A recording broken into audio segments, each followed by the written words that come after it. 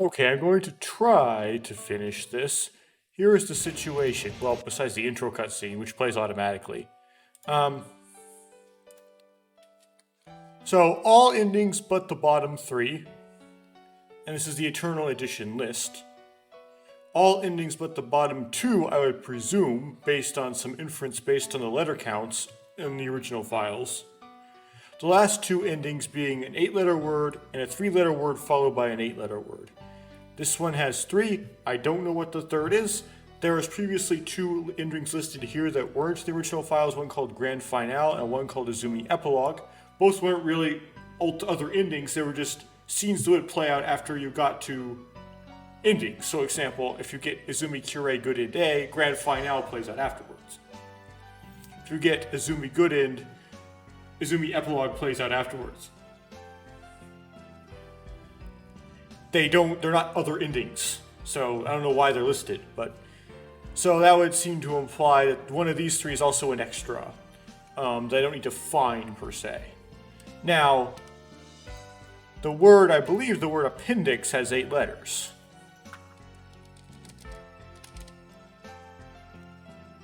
That's correct, which seems to indicate that the append story on the title screen is actually the other 2 endings, or 3 endings, depending on which list you look at.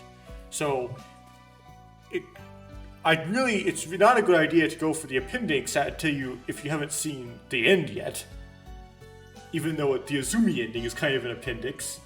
It seems like the Izumi Cure Good Ending A and Good Ending B are supposed to be the big endings, the big final, you've finished it endings, and then the Izumi ending, these last 4 endings here, they're just sort of added in as an extra goofy thing. Like an appendix in themselves. So, we've also gotten through with some of the comment what seems to be almost all of the scenes, except for some scenes listed at the bottom of the list.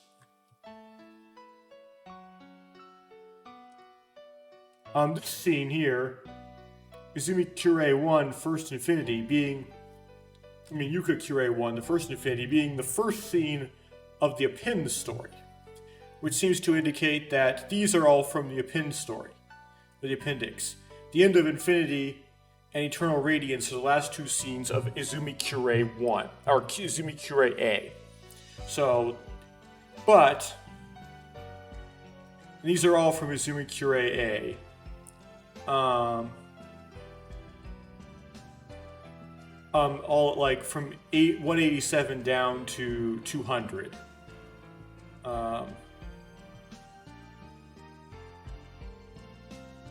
So these are from part of the first pass before you get to Izumi Cure. And so on. There are some ones that seem to be missing. So, between Dazzling Body and Haruka and Vision on Moon Beach, before Haruka's Eternity, Haruka's Everything, Haruka's Past, Haruka's Tears, the end of the Kate Kurumi's Proposal. So, sort of in somewhere in here, I'm missing one. Yuka's First Love, Yuka's Premonition, I'm missing something in between in here. So this is between Yuka and Makoto at the Cherry Blossoms, and then Yuka at the Shikinomori Shrine, I presume. Problem being is that maybe it didn't fill in as a glitch because there's a scene with the bell there. This Sleeping Prince is from the Haruka line.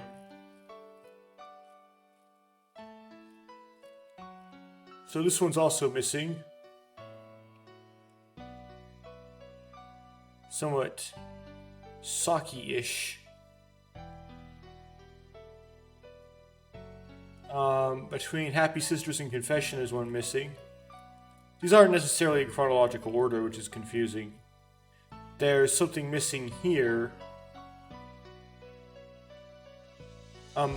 Between Suicidal Oken and Bodyguard. Bodyguard is the end of the Izumi, before you get to the first pass. Suicidal Oken is at the end of the second pass of Izumi. So is Barbecue Part 2, which is confusing. So how many are missing in here? 1, 2, 3, 4.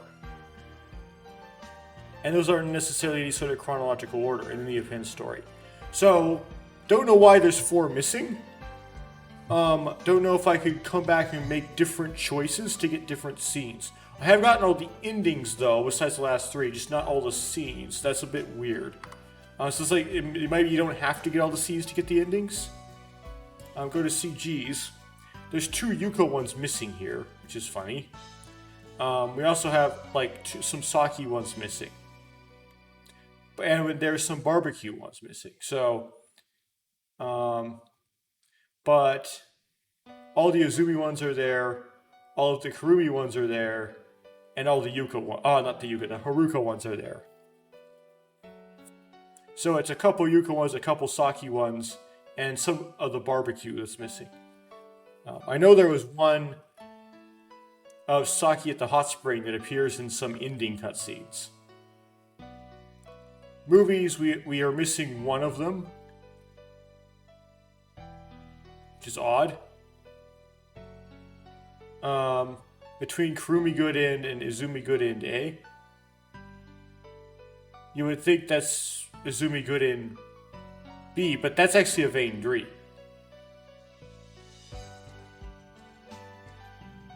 And you might think it's some sort of special bad end, but yeah, I don't know what's missing there.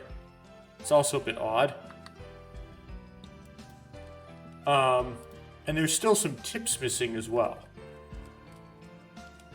Anyway, I'm going to play the appendix and just see where that takes me and see what that fills in. Hopefully it takes me a long ways. Here we go for the appendix. Yuka Cure 1, or Yuka Cure 1 because it doesn't have the accent, the first infinity. Okay, 7 days of the camp. It should have ended peacefully without any incidents. Only the memories would be left behind in my album of recollections. You're Makoto-kun. That is Makoto Ishihara, right? It's nice to meet you. I'm Yuka. Yuki Kawashima. I really don't know why, but before I knew it, I became the leader of this group. Well, anyways, I'm pleased to meet you. Well then, go ahead and eat up. Sorry, my stomach's not feeling good. I'm not hungry. So I guess we're playing as Yuka now? Is that the idea? Well, I just finished it and everything. I remade it countless times, you know. Makoto, you're hungry, right? What's wrong? Out of bluffs? Well then, here's the next one. Sun's warmth, kiss of fire serve. O sun, grant me blessings from your bright rays. Blazing, scorching fireball. It'd be nice if we continued to go on like this forever. It'd be nice if we could keep on living as though we were wandering in a dream like this. Once this camp is over, school will start again, right away, won't it? Back to boring classes and a boring job. Those ordinary days that make me want to scream. To me, that world is incredibly tedious. She's right. Well, because you're so easy to tease, I just wanted to try lording it over you for a bit. Besides, Makoto, you were so cute. Yeah, it was really cute how desperate you looked. It was kind of like a newborn puppy. Hey, Makoto. When was your first love? Mine was... I see. What about you, Yuka? What was your first love? Mine? I was in middle school. Even now, I can't forget it. I met my first love in spring when I was in 9th grade.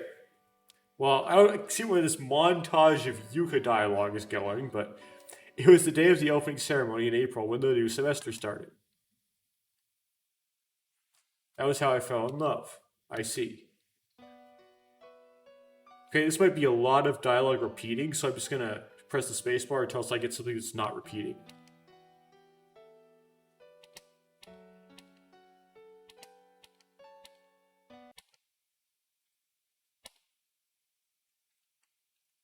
Okay, new dialogue. That's right. All of that would be left after. All that would be left afterwards would be normal days, and just a few happy memories.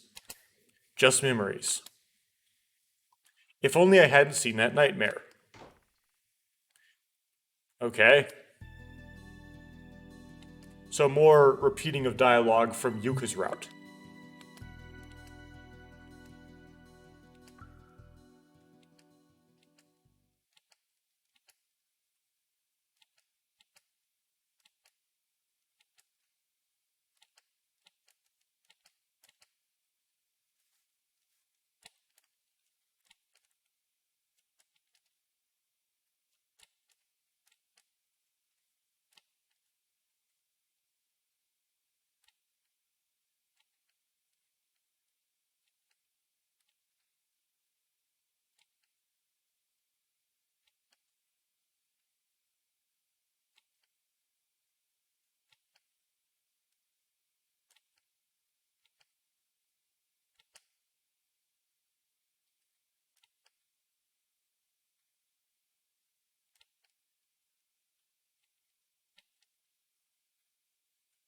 Huh.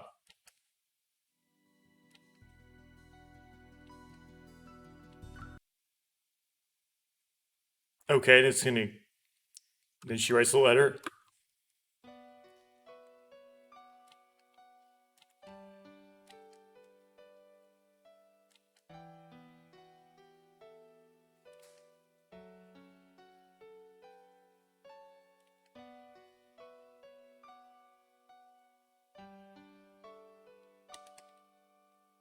Okay, it might be changing now because I didn't see that sprite before. So, a promise that couldn't be kept.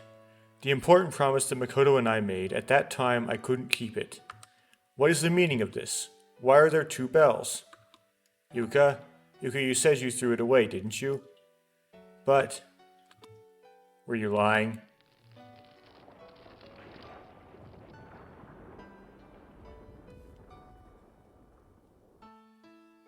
At that time, an earthquake destroyed the shrine. Makoto tried to protect me. Okay. More repeating dialogue.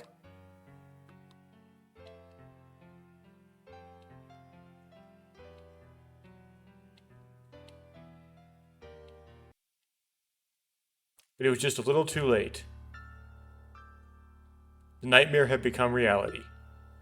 I saw Makoto's heavily dangling palm, which looks exactly like my palm, and Kurumi's palm, and Makoto, and Haruka's palm, and Izumi's palm, and Saki's palm. On top of it was a small fragment of light. The bell. It was so painful. It was so painful. It was as if I was burning in hellfire. My body writhed in agony as the pain clawed at my heart, but it wasn't physical pain. It was my heart. My heart felt as if it had been gouged out by a sharp knife. I broke my promise.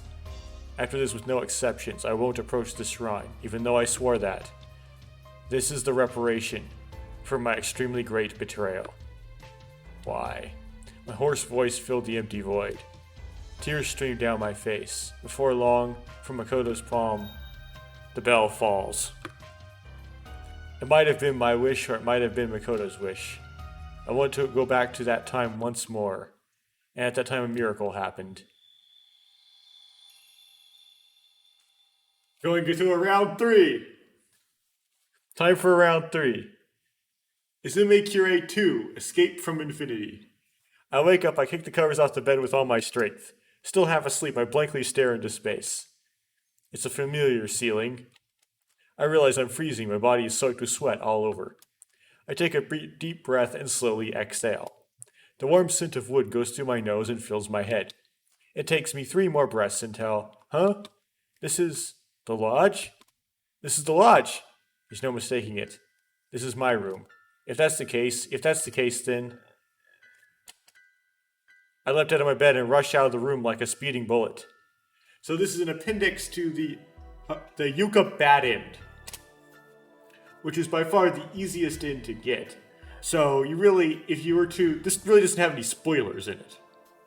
My target is the door before my eyes, which I violently force open. He is standing in the center of the room.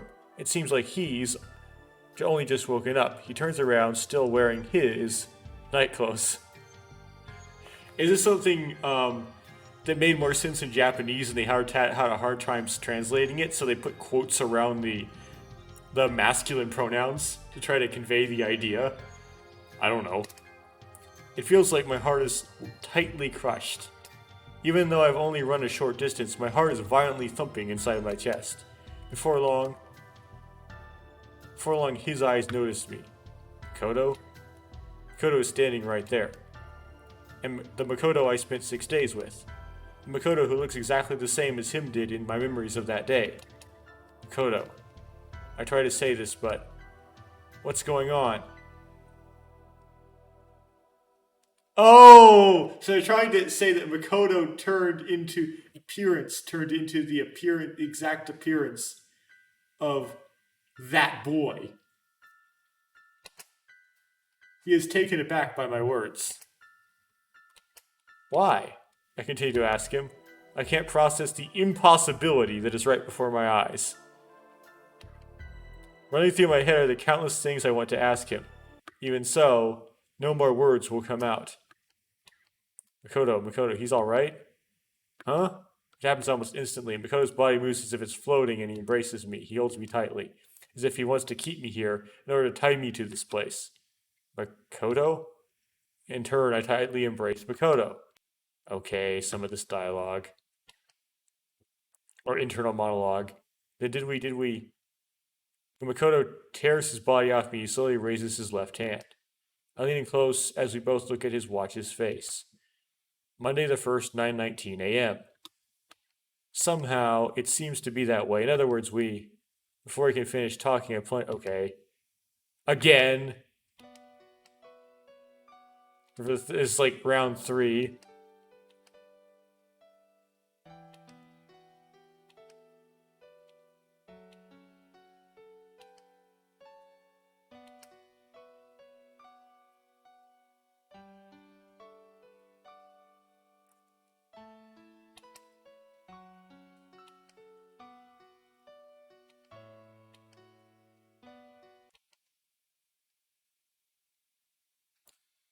Now that that's over, about an hour passes until my tears dry up and my hot eyelids finally calm down. My mind has already completely regained its composure. That outburst of tears may have just been my rinsing of my heart, so to speak. Yuka, I have to confirm something with you. Do you also remember everything from before? Do you remember what happened to us? Then you didn't forget anything else before that, right? What happened in the past 6 days, that is? No, I remember. The taste of Izumi-san's paella. Saki almost drowning at the pier.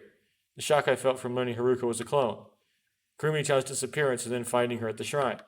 Now I think about it, that might have been when all this began. If we hadn't gone to the shrine back then... I also remember that night too, when you and I looked at the starry sky that night. Did you skip the second 6 days though? Because this is the third time around. The vow we made that night, the vow Makoto made to protect me. Looks like we've gone back to the starting point. But I wonder, is that really true? Well, perhaps your watch might be malfunctioning. We can't be certain from the watch alone. Well, you've already done this before, so you should know how this works by now. We ought to confirm it from other sources. Confirm it? I walk briskly to the front of the door and lightly grasp the doorknob. If we really time traveled... Hold on. Don't tell me that you're planning to tell Haruka and Okuhiko everything. No way. I think it would be best if we still kept this quiet. So pretend like nothing happened and act your usual self. I don't remember if this is exactly the same as the Yuka ending or not. Anyway, our first priority right now is to confirm the date. Even if we talk afterwards, it won't be too late, right? I venture out to the living room with Makoto following close behind me. I'm going to start reading this super fast, though, because it might be a repeat. Good morning. I do the best I can to act like my usual self. Hey. Okuhiko-kun is sitting down on the sofa next to Haruka. There's about 50 centimeters between him and Haruka. I hesitate for a second to decide that it would be best to just be blunt about this. Hey, Okuhiko-kun. What's today's date again? Huh? Hey, what's wrong, Yuka-chan? Did you hit your head? Lately I've been awfully forgetful. Oh. Forgetful, huh? I didn't think you were that ditzy. Oh well. Hey, Ishihara. Do this young lady a favor and tell her. Huh? Tell her what? Today's date, obviously. Makoto gets extremely flustered. It feels like everything could all fall apart at once. This is bad. What should I do? And so I save in the Append story.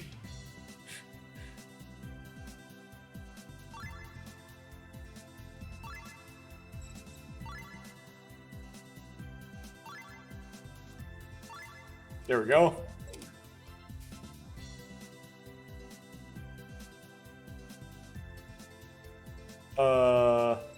Leave it to Makoto. I'll just hope that Makoto is a good liar. I give a little prayer on this thought. Right, today's date, yes, you must be seriously ill to forget something like that, huh? Right, Haruka? She's probably still half asleep. Yes, I see, you might be right. My prayers have been answered, as it seems that Makoto has successfully managed to indirectly turn the question over to Haruka. Today is Monday, April 1st. Right, of course. What am I saying? Forgetting the date on the first day of the camp, are you really alright, Yuka-chan? I decide to fake a laugh. I can just tell it's going to be hard going. Hang in there, leader. Our guess was right after all. Today is Monday, April 1st. Makoto's watch was correct. In that case... Ah. Come on, Makoto. I point to the terrace. And then, I don't hear a reply from Makoto, so I grab his hand and lead him towards the terrace. What is it, Yuka? Is there something here? Of course not. Why would there be? Then why? Because I don't want them to overhear us. And so that was it? Geez, you're so thick-headed. So what should we do? I've confirmed that today is the first, but... Shouldn't it be best to tell them everything after all? We can't. Why not? There's no time right now, I'll tell you later. If we spend too much time here, they might get suspicious of us. For now, can you act like you usually do, like you did just now? But... It's fine, just do what I say. Anyway, act normal, okay? Do you understand?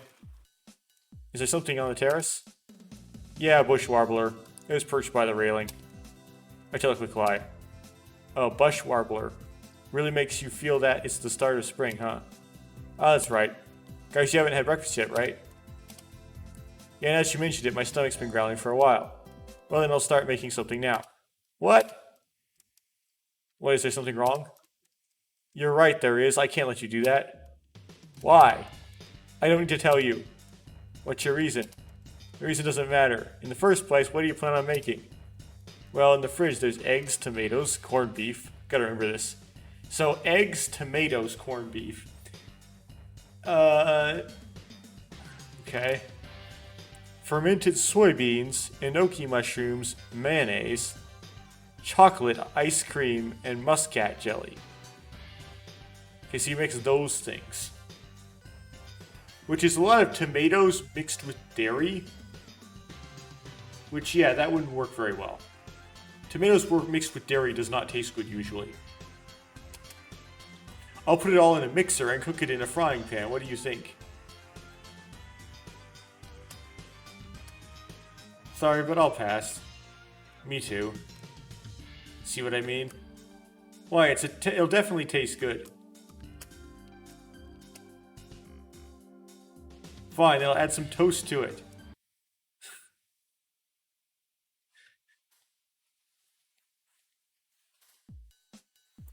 Unfortunately, I was unable to show off my cooking skills. A friend of mine once commented that I was an elite cook whose skills in cooking make everyone run away. I wanted to have at least Makoto eat it one more time. After that, everyone washed their faces, brushed their teeth, and changed their clothes. With nothing else to do, we decided to watch TV. Okuhiko turns on the TV in the corner of the room. Projected on the screen is a small stream flowing. Okuhiko quickly changes the channel. This time an image of a cooking show appears. In the upper right hand corner of the screen is the title logo, A Healthy Utopia. Okuhiko changes the channel again, but all we see is the river from earlier. It seems like all they've got is this local broadcasting. Okuhiko changes the channel back to A Healthy Utopia. What should we do about food? We finally got dressed and everything, so how about going out to eat? No, if we eat now, then we'll just get hungry again too early in the afternoon, right? If we're going to go out, then wouldn't it be best to wait a little bit, like, say, another half hour? Well, you've got a point. Haruka also gives a nod of agreement. I tilt my head. Just then, Makoto wordlessly mouths something to me. However, it's only one syllable, so I don't understand what he means. Pizza is 2 syllables. Is this a translation fail, where pizza's one syllable in Japan? When I shrug my shoulders, Makoto begins mouthing the letters. Oh, that. That?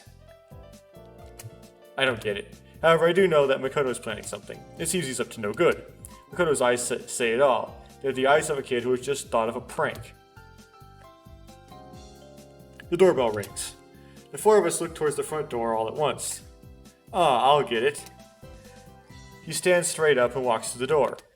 He opens the front door. When he does, I see... Thank you for your continued patronage. Here's the seafood pizza you ordered. Oh, thank you. Kurumi-chan? Now I think about it, when we first met Kurumi-chan last time, Makoto said, remember the pizza we ate for lunch? She's the one who delivered it. Which means, is he thinking of... Ishihara, when did you order that? Huh? Oh, earlier. Earlier? Oh, is that what you said? It would be best if we waited half an hour? Then you should have just said so from the beginning. How did something happen?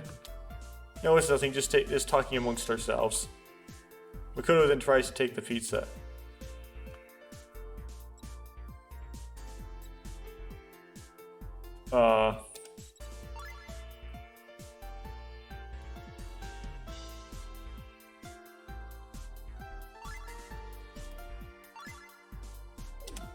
So this is like the canon thing. I walk briskly over to Makoto. Hold on, Makoto, it's not nothing, is it?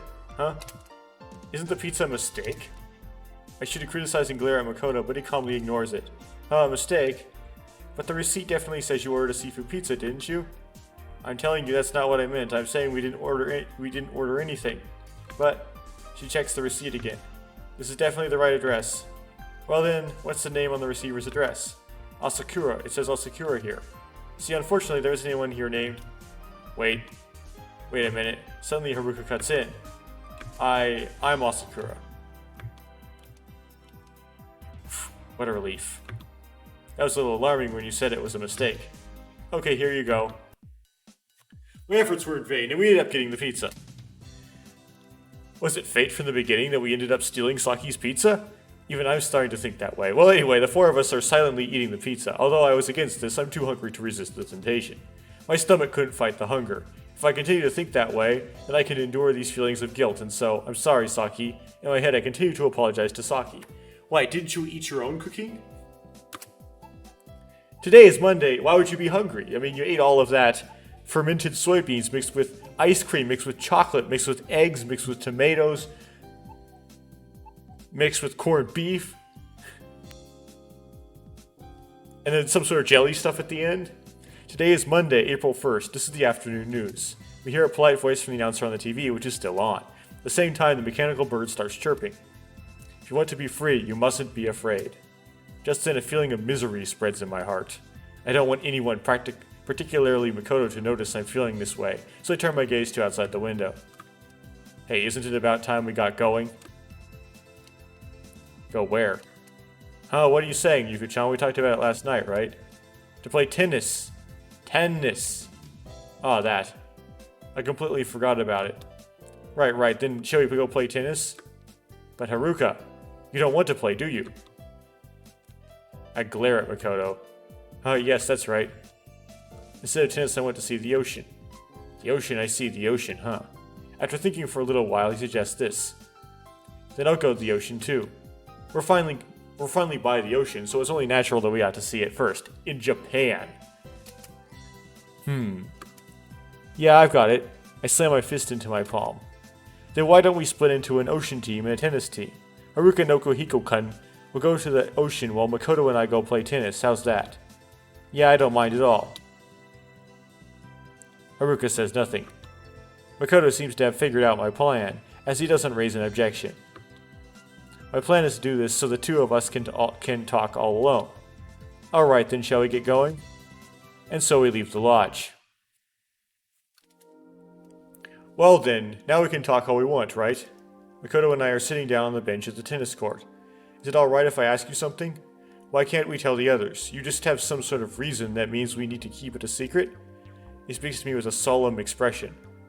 Yes, but before that, I think it would be best if we first straighten several things out. I have a feeling that there are lots and lots of things that we still misunderstand or don't comprehend at all, like, Just what did we experience and what are we thinking? Why are they repeating the exact same thing they did the second time around if it's the third time around? Is this just a mistake in the writing? If we don't reach a mutual understanding first... They already did this, though. This is repeating dialogue.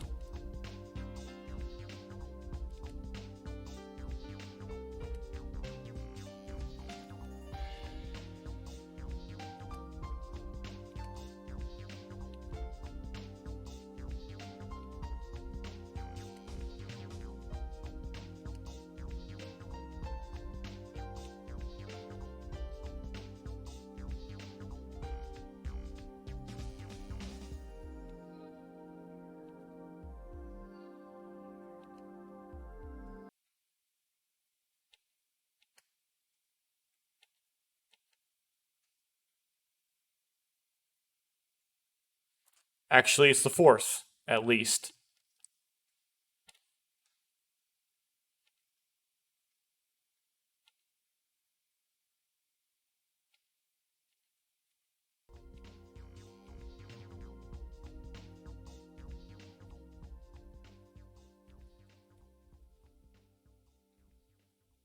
The thing is, at least the third time, it would have to be the fourth time.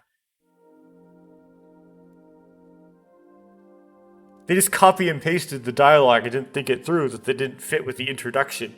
Right? Because the introduction followed off of the end of the second pass, which had to have been the third time they time traveled, because the first time is where they got the dream, the first pass. So there's the zero pass, which you never play through. There's the one pass which you play through, the two pass which you play through. This is the third pass, which is the fourth one, because they named the one you don't play through zero. It could have been many more besides zero going down to negative integers.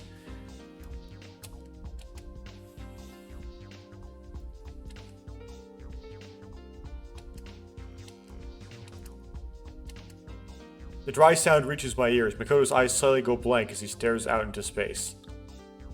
An infinite loop. In other words, our time has been sealed off. A limited, confined interval of time. An infinite loop. Going around and around to the same places at the same times. Something we'll never be able to escape from for all of eternity. It's like we're ants being forced to walk in a Mobius strip. We can't live by looking towards the future, but on the other hand, we can't rot away and die. All we can simply do is continue to live on in this insane world, with each coming day being a day we've already experienced, and then it will come again. The unbearable pain and sadness. We will die at that time. This world will kill us. This cruel fate will keep repeating. Repeating. Those words keep repeating in my head, like an incantation. My path is concealed by darkness. This is a hopeless world without even a single ray of light. A pain that feels like pus is oozing, and my head hits me. If I keep thinking about this, I'll lose my sanity. It's all insane. That world, that future, that way of life. Repeating the same events countless times. It's no different than being dead. Repeating the same events. Repeating the same, Spread out before my eyes is the empty tennis court. There's no one playing tennis there. That's no surprise. However, at this time, this is when Makoto and I were having our little match with no one else at the court. And right now, we're not playing tennis. It's different. This history is different from the last one. No, it's not. It's not different from the last one, because the last one was, we didn't repeat the same events. We didn't repeat it. And I could tell that this history was different. That's it. But at that time, Makoto firmly grabs my arm, and like that, he keeps pulling my arm as he begins to walk. Hold on, where are we going? We're running away. Running away? Where to? Okay, same dialogue.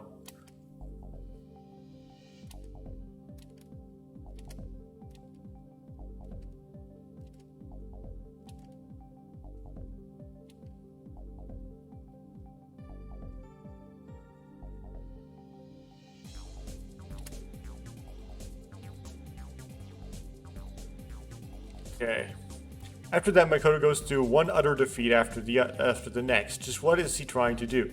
I know that he's trying to get off the island as quickly as possible. It's true that if we could get off this island, the tragedy of the Six might not repeat itself. By using the ferry as a fishing boat, we can escape this... Or a fishing boat, we can escape this island. That's what Makoto thinks. However, Today, ferry service has been suspended due to bad weather. Makoto then talks to a nearby fisherman asking him to lend him his boat, but... Okay. The shouting fisherman's voice reaches my ears. No good, huh? He yanks his head down in misery. I saw what happened. Repeating dialogue.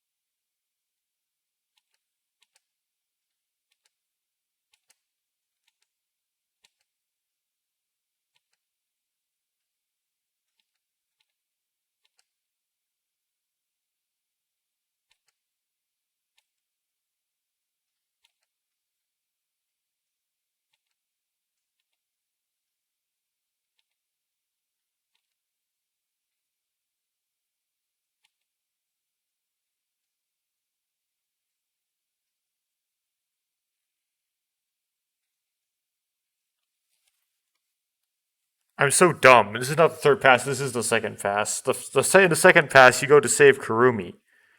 Ugh! Brain fart. Ugh. So no, this wasn't about Kurumi. Okay. So yeah, this is literally just the Yuka ending again in Yuka's perspective. It's literally the same thing. You're probably like, what is he saying about this being the third time instead of the second time? Yeah, I literally forgot how the first time ended. Yeah, Yuka leaving the note was the end of the was the first pass on the Yuka ending. This is going on the second pass, not going on a third pass. So it's not a mistake.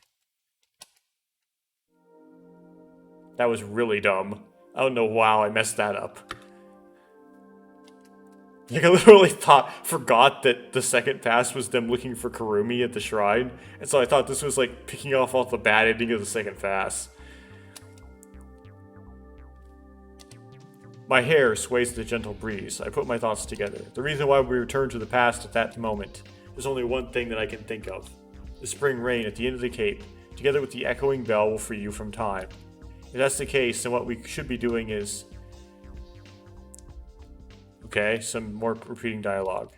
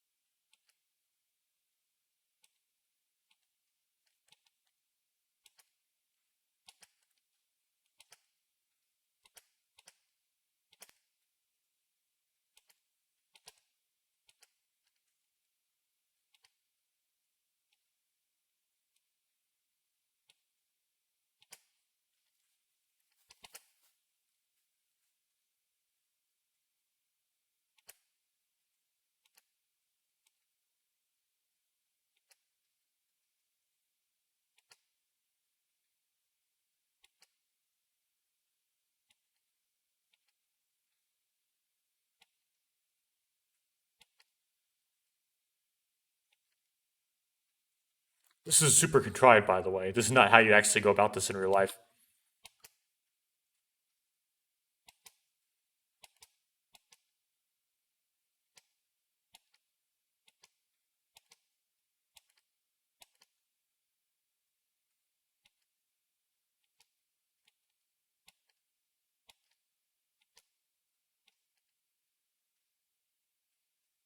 At that moment, the sea breeze grazes the tip of my nose, containing both a salty aroma and the gentle smell of spring. Although I say this, I smile and rush over to Makoto. My mind is still full of anxiety, however. If you want to be free, then you mustn't be afraid. I mustn't be afraid. So what's the plan? I asked this while walking. Plan? Okay.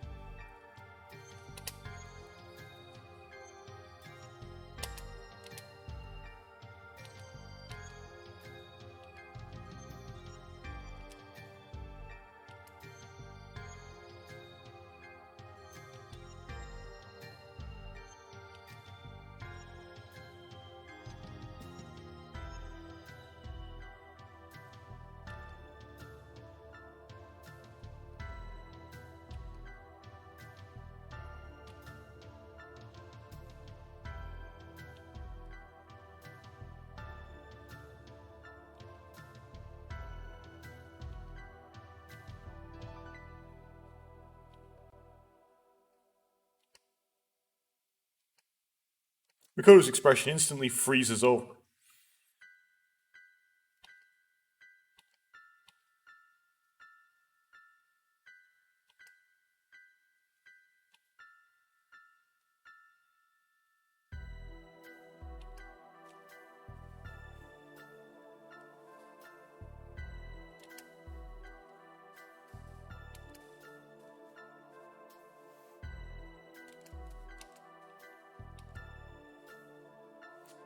Here's this analogy that is no less confusing.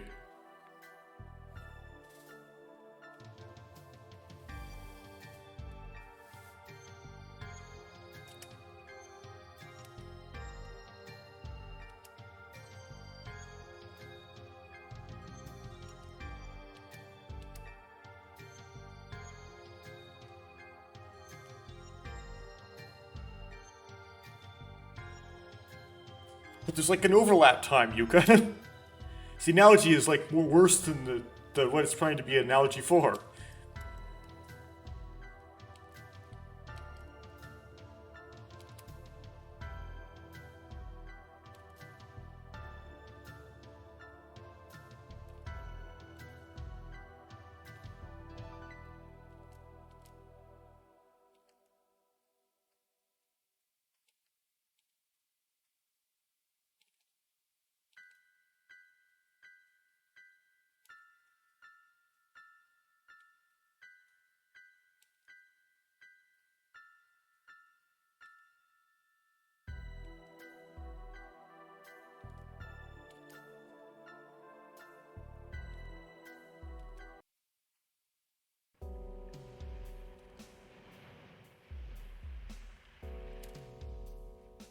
I hear Makoto, who's a bit away from me, shout. I shout back, then briefly interrupt my search to look where Makoto is.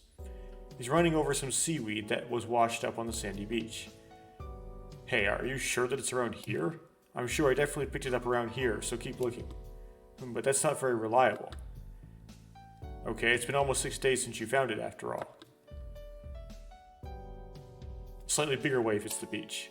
Just like all the others up until now, fragments of seashells wash up, while the wave grabs the reddish-green seaweed and pulls it back into the ocean. Besides, didn't you find it at night? If that's the case, it means the scenery is very different than When I get to that point, something shines in the wet sand. It's a piercing, sharp, cold light. Huh? As if it's lured me over, I stagger over to that point. I lean over and pick up the source of the light. Found it. I found it. I found it! I pinch the bell with my fingers and show it to Makoto. Its metal surface emits a cold light. Tied to it, a light crimson string. This is definitely that bell. The bell sways in the wind and rings out once. See. With a very excited voice, Makoto takes the bell from my hand. Makoto holds the bell up, bathing in the sunlight. The bell shines.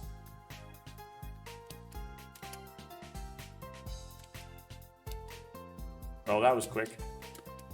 That smile is very radiant. Makoto takes my hand and he gently drops the bell in my palm. Makoto.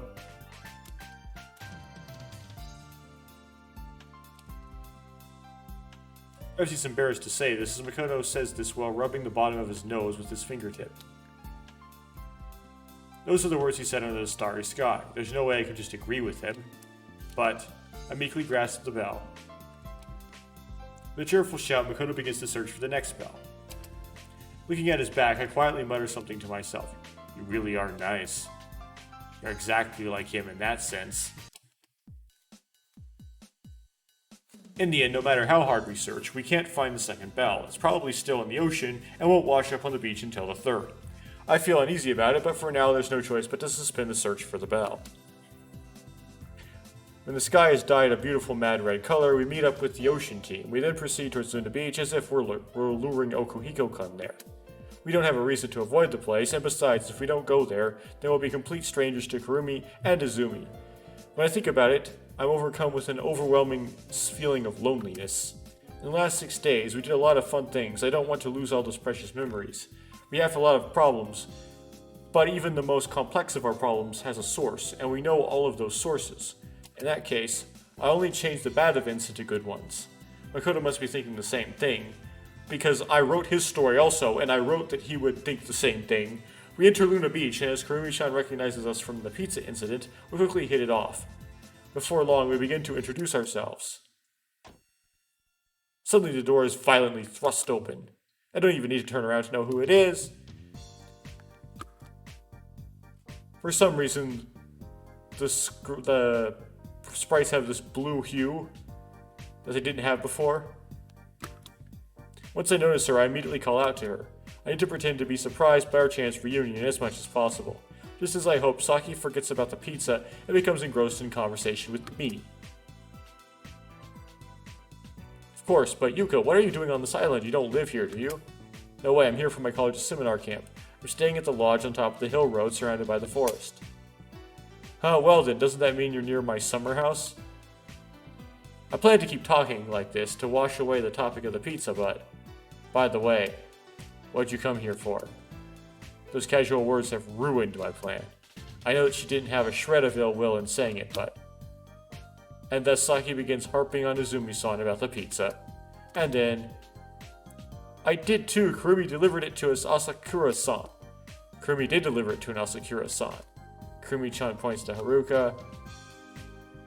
What does that mean? The image of their fight from the last third passes by my mind. Just as Saki advances towards Haruka, someone gets between the two of them. Hey, cut it out. It's Makoto. What was that? I'm the one who decided to take the pizza, so it's my fault. I'm sorry. But you know, if you're this angry, you should have just called earlier. You don't even know anything. This is why I don't want to talk to you. Anyway, just get out of my way. The only one I want to talk to is that girl, not you. I won't move. What's this, you trying to look cool in front of her? After all, that's what all men are like. So you don't even have a comeback for that. So just get out of my way. Makoto's mouth is completely shut.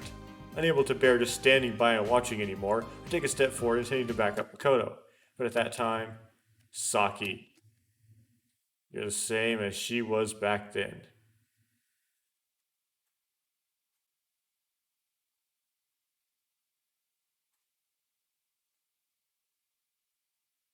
They're gonna change it up.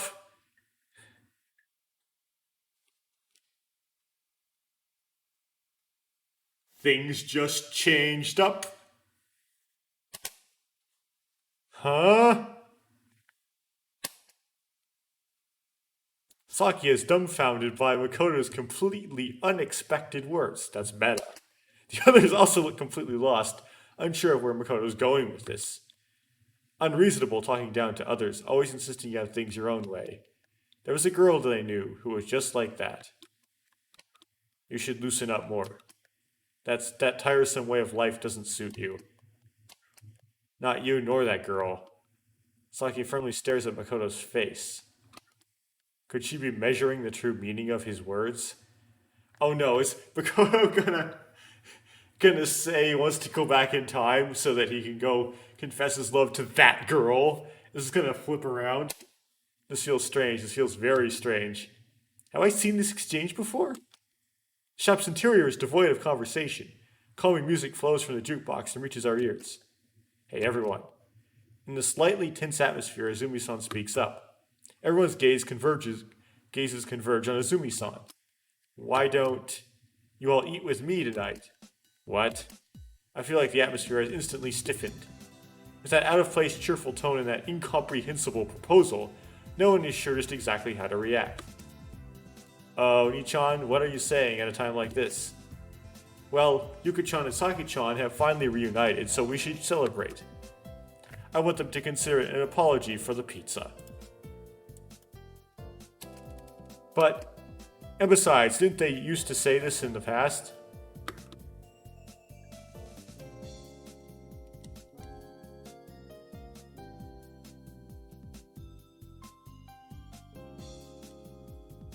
Everyone. Why is the story changed? It's changed! Anger is proof of an empty stomach. Thanks to Izumi-san's splendid quote, question mark, did the translator not know how to translate that word or something? I don't know this Japanese word. Meditation, mediation. That stormy atmosphere has been vanquished. And in the end, we decide to agree to Izumi-san's plan to treat us to dinner. By the way, Izumi-san, what do you have to eat here? Let's see. We have paella and Italian salad, as well as pumpkin soup. I glare at Makoto. Of course, it's to tell him to keep his mouth shut right now. However, it doesn't change the fact that they're out of rice, so either way, they have to go shopping. If that's the case, then what if I go buy some? Say, well, we knew it wasn't a trick. Just then. I'm coming too. Saki says this and quickly stands up. What? Everyone simultaneously turns their gazes towards Saki. Yep, and the original Yuka ending, it just says, of course I had to also go shopping, and then like, particularly avoids mentioning who you go shopping with. So that it wouldn't matter who you chose the first go around, it would still make sense. Makoto and I do the same. We stare at Saki dumbfounded. A derisive smile appears on Saki's face. What's wrong? Got a problem with me coming along? Oh, we're gonna compete with Saki? Is that what this plot is? As Yuka? No, not really. It's fine, isn't it? Shall we go? Yeah. Saki grabs Makoto's arm and drags him towards the exit. Makoto's faces her with a bewildered gaze. I tilt my head, also confused about what's going on. Just before Saki opens the shop doors, our eyes meet. The look in her eyes give me the impression that she's deep in thought. At that time, I feel something unpleasant rising in my chest. I don't really know what it is, just that it's something unpleasant. I know what it is. It's called jealousy. At least 40 minutes have passed since those two left. Izumi-san and Kurumi-chan are in the shop's kitchen preparing the food they've got on hand. Haruka is sitting in one of the corner seats, and sitting next to her is Okahiko-kan, who is enthusiastically trying in vain to talk to her. I gaze out at the darkening scenery as I wait for those two to come back. They're late. This would be considered too late no matter what, wouldn't it? Does it crash the bike? Upon her suggestion, the two of them rode Izumi-san's bicycle. Even though the round trip from here to the shopping district should be 15 minutes by bike, those two didn't get caught up in some sort of trouble on the way, did they? I recall Saki's expression just before they set out. I'd never seen Saki with an expression like that before. The day gets darker and darker. Right now, The sky is like the final embers of a cradle that disappeared. Not too good at doing that at the fly.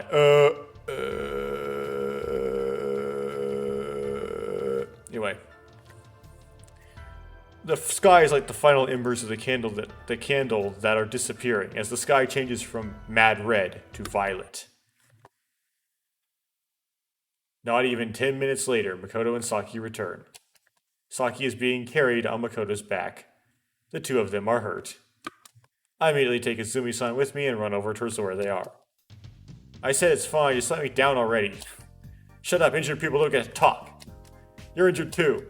I can hear the conversation as we get closer. When Makoto sees us, he finally puts down both Saki and the shopping bags. Makoto was holding two bulging shopping bags and was also carrying Saki on his back.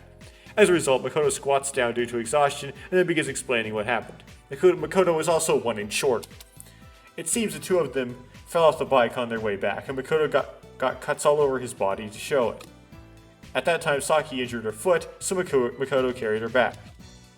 My arms feel like lead. How rude. I don't weigh that much. You're wrong, it's not from you, Saki. Those two seem to be getting along now.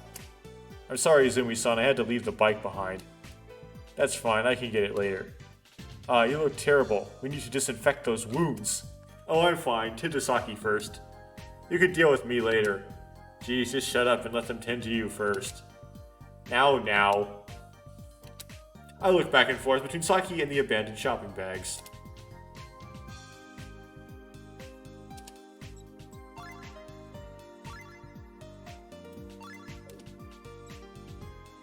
Carry the shopping bags. I go towards the shopping bags. I lift up the bags with rice in them. Whoosh. Wow, this is heavy. I grimace. It's a lot heavier than I thought it would be. It's only 22 pounds. Have you ever picked up a 20? It's not heavy. Makoto, he carried both of these and Saki? I totter under their weight and glance at Makoto. Izumi-san is lending Makoto her shoulder as he looks at Saki while walking. Saki says something and Makoto laughs. Huh? My chest feels like it's in pain. A little later than last time. It's a little later than last time, but Izumi-san's dinner is done. Paella, pumpkin soup, and Italian salad. There's an amazing variety of many delicious tastes and dishes. I happily fill my stomach with that food in a daze, as if the depression I felt earlier was completely fake. We all only shared one pizza for lunch, so our stomachs are emptier than we thought. By the time I filled my stomach, the pain I felt in my chest earlier has gone away. After dinner, we head to the pool. According to what I heard, it seems that Izumi-san fell into the pool last time, but Makoto pretends not to know about it. It's in order to create a good history. After all, this is also a precious memory. We return to Luna Beach and promise to go to the pool tomorrow. We part ways with Izumi-san and Kurumi-chan, and then... I'm currently lying down in my bed, exhausted. Many things happened today. I vacantly stare at the ceiling while thinking over the events of April 1st. The today known as April 1st, we lost consciousness at the shrine, and then we were in this lodge. On top of that, we time traveled to the 1st, and then I embraced Makoto. I cried so loudly. Finally, I'm hit with an intense feeling of shame.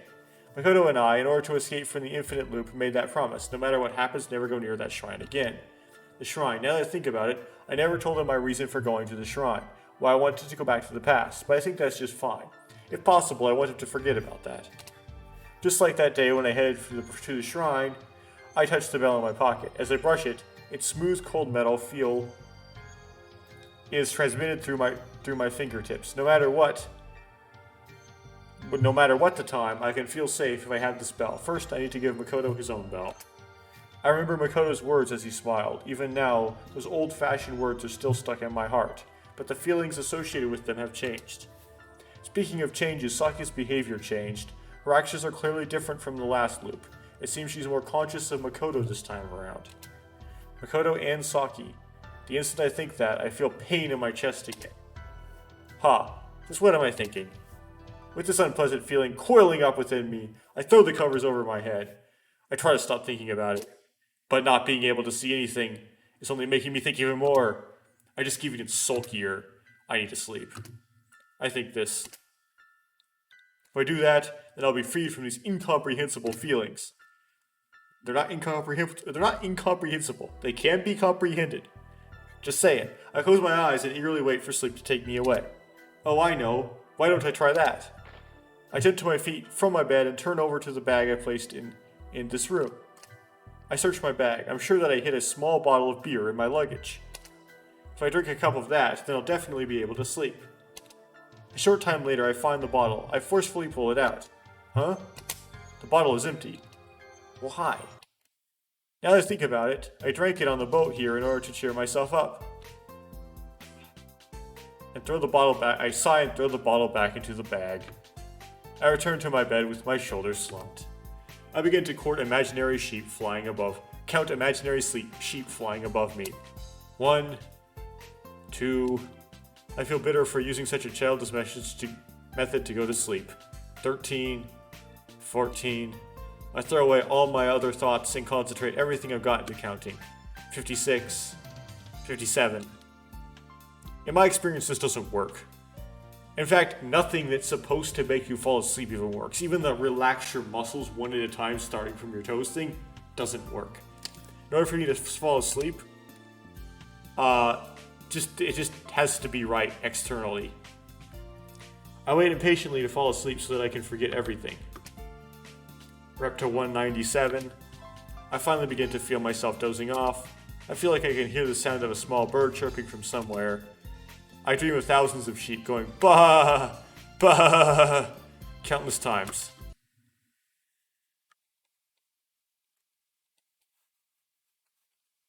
Got to the second day. Just as we promised yesterday, the 6 of us go to the pool. Krumi stays behind this time too due to her headache. There isn't even a single cloud visible in the clear blue sky. The gentle spring sunlight bathes us with its warming rays. The air contains a faint scent of seawater. Everyone spends the time having fun like last time, but I'm the only one feeling depressed. Right now I'm lying down on a deck chair while idly passing the time. My mind feels clear and my body's languid. It's as if I'm in the middle of some kind of dream. There's a group of kids playing innocently in the water. It's nothing but a peaceful scene. Ha. Even so, a sigh leaks from my mouth. It feels like a heavy darkness has enveloped my heart. Could the irritation I felt yesterday still be bugging me? Or did I simply not get enough sleep? Or could it be both? Well, either way, it doesn't change the fact that I'm feeling melancholic. And so I clap my knees and stand up. And get a beer, which will make you feel more melancholic. At times like this, it's time for a change in pace. For starters, time to get a beer. I make a beeline for the beverage stand. Suddenly, I see someone performing a crawl at the racing section of the pool, which would be Izumi. It's Makoto, never mind. My gaze shifts from Makoto to his goal. I impulsively decide to head over there and sit at the stand. Flah! Makoto reaches the end of the pool and grasps for air as he shoots his face out of the water. I peer down on him through the high edge of the pool. Here. I bend over and hold out my right hand. Oh, thank you. Makoto thanks me, takes my hand, and steps onto the poolside with one foot. He puts his weight into his hand and looks about ready to climb up. Naturally, I intend to. Just pull him up. Do the opposite of history. In a completely unexpected turn of events, my arm is pulled back with great strength. For an instant, it feels like heaven and earth have been reversed. Oh, okay. Doesn't matter. By the time I come to my senses, I've fallen into the pool at an awkward angle. Gahahahahahahahaha. I raise my face out of the water to see Makoto, who is now on top of the poolside, laughing at me. I finally realized that what happened just now was Makoto's doing. Makoto. My voice sounds weird due to the large amount of water in my nose. Jeez, what are you doing? I frown while climbing out of the pool. Oh, your nose is dripping with snot. How dirty. My body trembles with rising anger. I clench my hands into fists. Is that any way to treat a girl? Well, you did it first. Are you mad at me? I'm not. Mad, I shout this in defiance of Makoto's composed words and attitude. If say I'm mad, then it'll kind of feel like I've lost to him. But boy, is his face looking really punchable right about now. Alright, got it. It can't be helped, so I'll treat you to a drink. He said it. Those simple words, I'll treat you to a drink, have rapidly brightened my vision. Huh, beer? I'm not letting you drink alcohol. Why not? You know why. Boo. Well, I'll go and buy you something appropriate, so wait here. He says that and heads over to the drink stand. As I stare at him walking away, I realize something. Right now, I can't feel a single fragment of the depression I felt earlier. Looks like I don't need that beer right now, after all. Having reached that conclusion, I nod to myself. After I've had lunch, I sit down in the deck chair again and blankly stare at the scene before my eyes. What's slightly different from earlier is I have a cup of beer in my hand. I gulp down the beer while foam covers my lips. Fwa. A comfortable stimulus like an electric shock travels down my entire body, through my throat. My whole body is wrapped up in the uplifting feeling. So, we know Okuhiko watered the beer. Thanks to that, I stopped thinking of unnecessary things. The words "good wine makes good blood" come to mind. The power of alcohol is really amazing. I am embraced by a feeling of ecstasy. Yuka, not again. Makoto spots me, then frantically runs over to where I am. Makoto-tan, do you want a drink too? No, how many times do I have to tell you until you understand? He violently snatches the beer from my hand. What are you doing? I take the stolen beer back from Makoto. This is mine. Gulp. Hey, Yuka. How many have you had? Huh? I'm asking how many cups of beer have you had? Oh, well, 1, 2... I don't know. Gulp. Can I remind you of something so that you don't forget? It's about sake. He says that and snatches the cup from my hand a second time. Koto firmly grips my shoulders, looks at me with a serious expression, and quickly begins to explain. While she's wearing a two-piece, he grips her shoulders. Don't do that, by the way. It's not a good idea. Anyway, my mind is fuzzy, so I barely understand anything he says, but I do catch the words fishing, and it'll be a big problem if we go. It's fine, it's fine. If we don't go fishing, then isn't it alright? Even so, Makoto's expression is uneasy. I'm telling you, it's fine. Fine, I'll trust you. Makoto holds out the cup while saying this. Leave it to me. And at that time... Hello, Makoto-kun, Yuka-chan. Suddenly, Izumi-san appears from behind us. Gwah! He spills the beer all over my head. Ugh, you shuck. What are you two doing? Nothing really. More importantly, how long have you been there? I got here just now. Is that so? Whew. Well, that's right, Haruka called for me. With that, Makoto suddenly runs away. Izumi-san tilts her head in confusion, while I, being left behind, make an indignant face, feeling uncomfortable all the while. After that, I took a shower. Thanks to that, I finally sobered by the time I got back. Right now, I'm sitting in a deck chair next to Izumi-san. In my right hand is a cup full of beer, while Izumi-san is drinking black tea. So you sobered up, and then you decide to drink another beer. The gentle afternoon begins to pass by ever so slowly. Suddenly, Izumi-san looks over towards the water's side. I do the same. I see Makoto and Haruka sliding down it together. Just when they reach the bottom, Haruka tugs on Makoto's arm, and the two of them head to the staircase together. It seems they're going for a return trip. Makoto's getting along well with her. You're right. But it feels like Haruka is dragging Makoto along, doesn't it? Haruka is dragging along the completely exhausted Makoto. I can tell that much from here. Sorry, I was thinking aloud. When I said her, I was referring to you, Yuka. Huh? My heart gives a little thump. Or jump. You two seem quite close, don't you? I can't believe it. After all, you two are you only just met each other. Hey, what's really going on between you two? Nothing, really, but earlier you two were... Now that I think about it, what were you and Makoto talking about earlier? Who knows? Oh, is it a secret between you two? I really don't know. I completely forgot when I sobered up. I only give a vague answer. Well, half of it is a lie, but now that I sobered up, I can guess the general idea of what he was saying. After this comes the incident where Saki almost drowned. What should we do in order to prevent that? Naturally, I can't tell anyone else about it. I give a sidelong glance at Izumi-san. Having fortunately already lost interest in our topic, Izumi-san is happily enjoying the fragrance of a new cup of black tea. Before long, our conversation has completely ceased. I casually glance at the other side of the pool. Oh. Having finally part ways with Haruka, Makoto is currently caught up in conversation with Saki. What are they talking about? The two of them burst into laughter, especially Saki, whose laughing is so loud that I can hear it from all the way over here. I feel a prickling pain in my chest. Not only is my chest in pain, but it's also hard to breathe, causing my body to get hot. For some reason, looking at the scene makes me sick. All I have to do is not look at it, but strangely, I can't look away from them. A little bit later, it seems that Makoto has decided to treat her to a drink as he walks towards the drink stand. While my eyes follow Makoto, I speak to Izumi-san. Hey, Izumi-san. Do you think there are people with exact resemblances? Huh?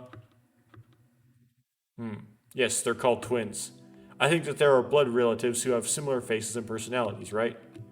Then let's just say that they don't resemble each other at all on the surface. Even so, do you think there are pairs of people like that in this world? Oh, she's talking about that boy. Her gaze wanders around for a bit. I wonder, do they really? She quietly looks at the pool. Yuka-chan, have you met someone like that? The swaying and waving water shimmers in the sunlight. It glitters like that night sky. No. I just asked out of curiosity. Ah. I mustn't get drunk, but despite my words, I end up drinking several cups of beer. I'm bitter, I don't know why, but that's how I feel. As the day goes on, the temperature drops considerably, and so I get ready to leave for Luna Beach. At that time, I'm so drunk that I can barely walk. That's no wonder. In total, I drank no less than 20 cups of beer. But it's all Makoto's fault. I'm not familiar enough with beer and the size of a cup in this context to know how much that sets your blood alcohol level if you drink 20 cups of beer in somewhat rapid succession.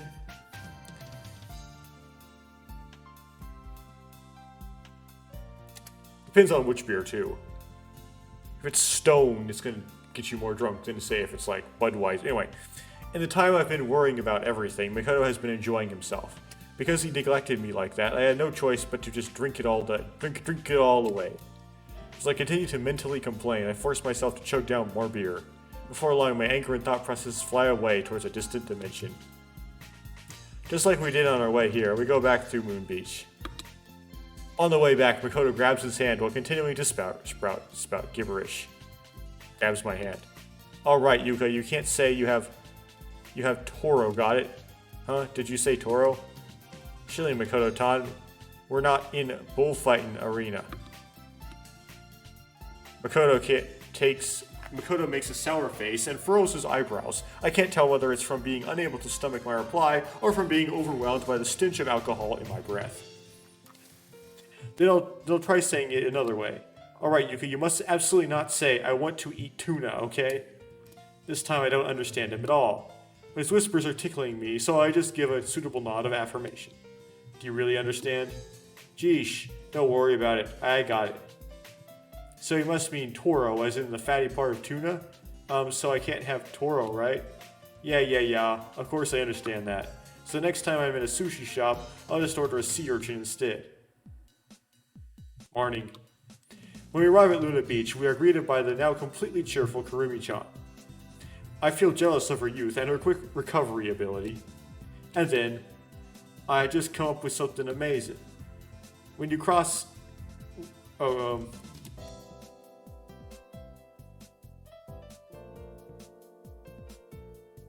Makoto's sense of humor is like an old-timer's. Well done, that's great. Oh. Makoto, you're too funny. Okay. Oh.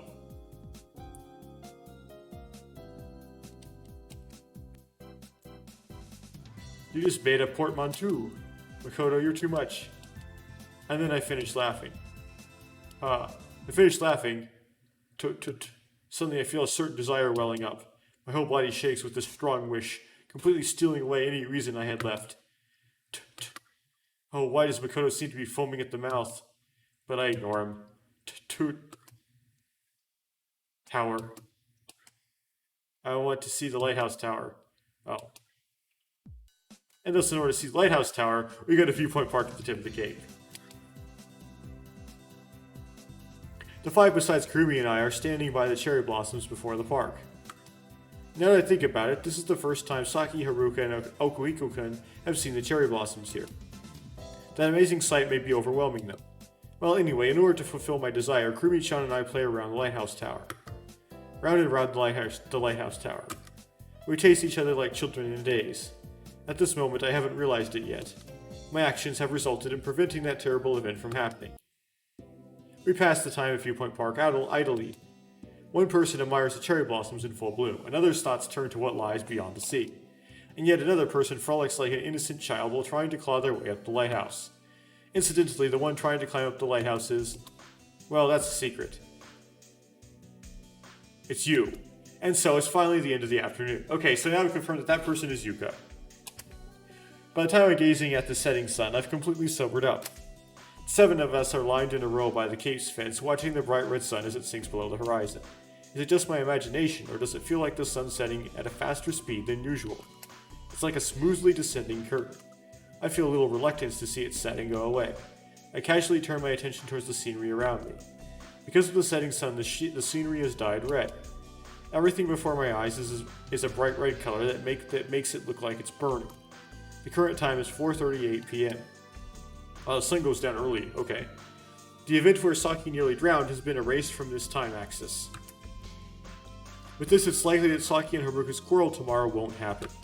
There's nothing to worry about, even so, what is this growing feeling of anxiety in my chest? That's where you feel your anxiety, in your blood pumper. This red world makes me uneasy. It feels like as if the anxiety flowing into my beating heart is like light shining in from the cracks of a ceiling in a dark room. My body faintly trembles. Suddenly, I feel warmth in my left hand. When I look, I see that Makoto is gripping my hand. His face is turned straight towards the setting sun. Pleasant heat passes into my left hand. It's a serene feeling, like being wrapped up in a warm, soft feather. I gently grasp his hand back. I get a strong reaction from his hand. Makoto is staring beyond the sea, but it doesn't seem like his pink-dyed cheeks are from the setting sunlight alone. I find it extremely funny, but I suppress a laugh in my throat. Before I know it, the turbulent ocean in my heart has calmed down and returned to normal. My anxiety has disappeared to parts unknown. I look towards the direction of the shrine. I think I can stay like this for a little while, even if it's only for an extremely short amount of time. Please allow me this peace.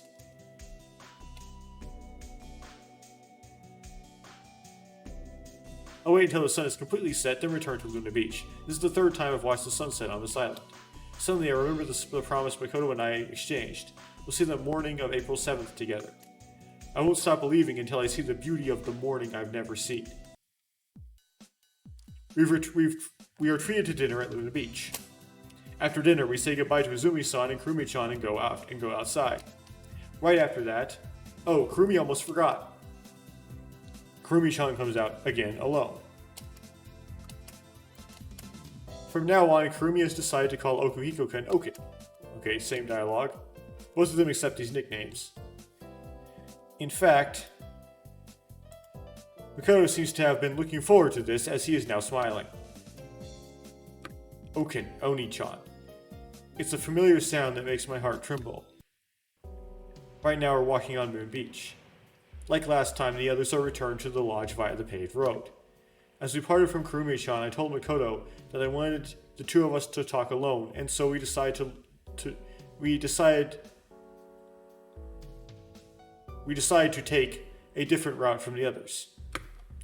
Haruka and Okuhiko-kun seem kinda serious about what they're up to, but they don't seem to be looking into it. However, just before we parted, Saki let out some disgruntled words. The moon is alone in the sky. Light shines down from it. The moonlight illuminates the Black Sea, causing the light to reflect off of it and making the waves break on the ocean sparkle. The waves breaking on the ocean sparkle with a silver sheen. Is the tide rising right now, or is it fading away? The silver waves just come back and forth, back and forth. That dull rhythm keeps repeating itself over and over. Wouldn't you say things are getting better than we thought? Yeah. Yes, so far our plans are running smoothly. If this continues, everything in these 6 days will create a good history, and nothing bad will happen.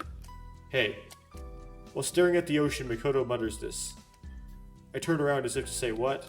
Somewhere in this ocean lies the other bell. Our lifeline. Yeah. And that bell will wash up on this beach tomorrow afternoon, right? Yeah. I nod while touching the bell in my pocket. In the last loop, I definitely picked up the bell on the afternoon of the 3rd. That's why we decided yesterday that we would resume the search for that bell tomorrow afternoon. We'll look for it tomorrow together, right? No, I won't. You know what a time paradox is, right?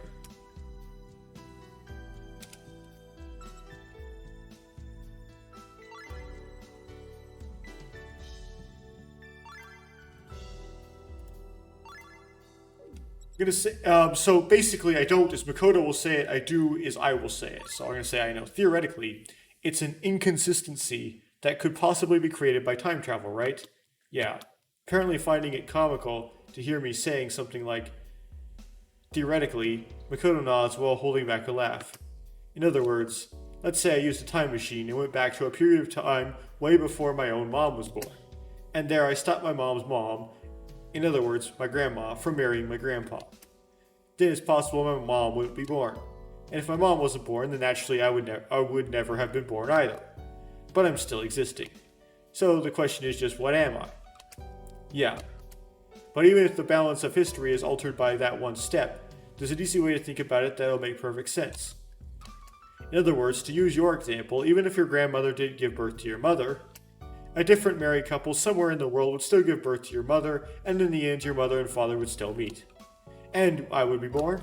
That's right. If you think that way, then that means no matter what happens, history can't change.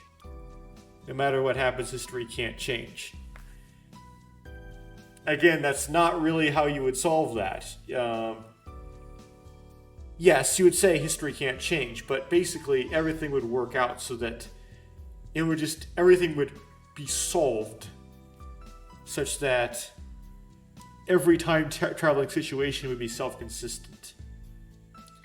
So you go back to change something from a history where that has already been changed. And you just didn't understand that what you wanted to change was what happened. Like, you can't actually... Anyway. Not the time for that right now. Those are very unpleasant words. Of course, this is nothing more than an empty theory, right?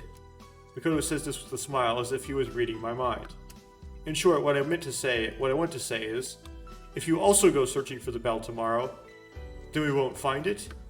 Right, of course, there's still a possibility that it won't be a problem, and that we might find it anyway. But, if that's the case, then it doesn't matter which one we do, as the probability won't change, right? Okay.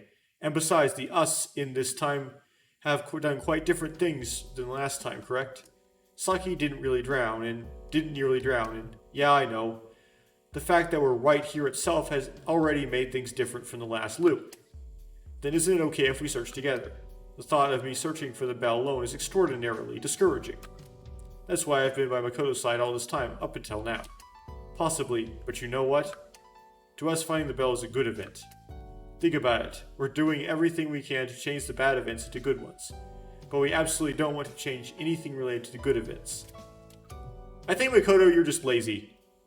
To reproduce that good event means repeating the events of the good event itself. I have a bad feeling about what could happen if we search together.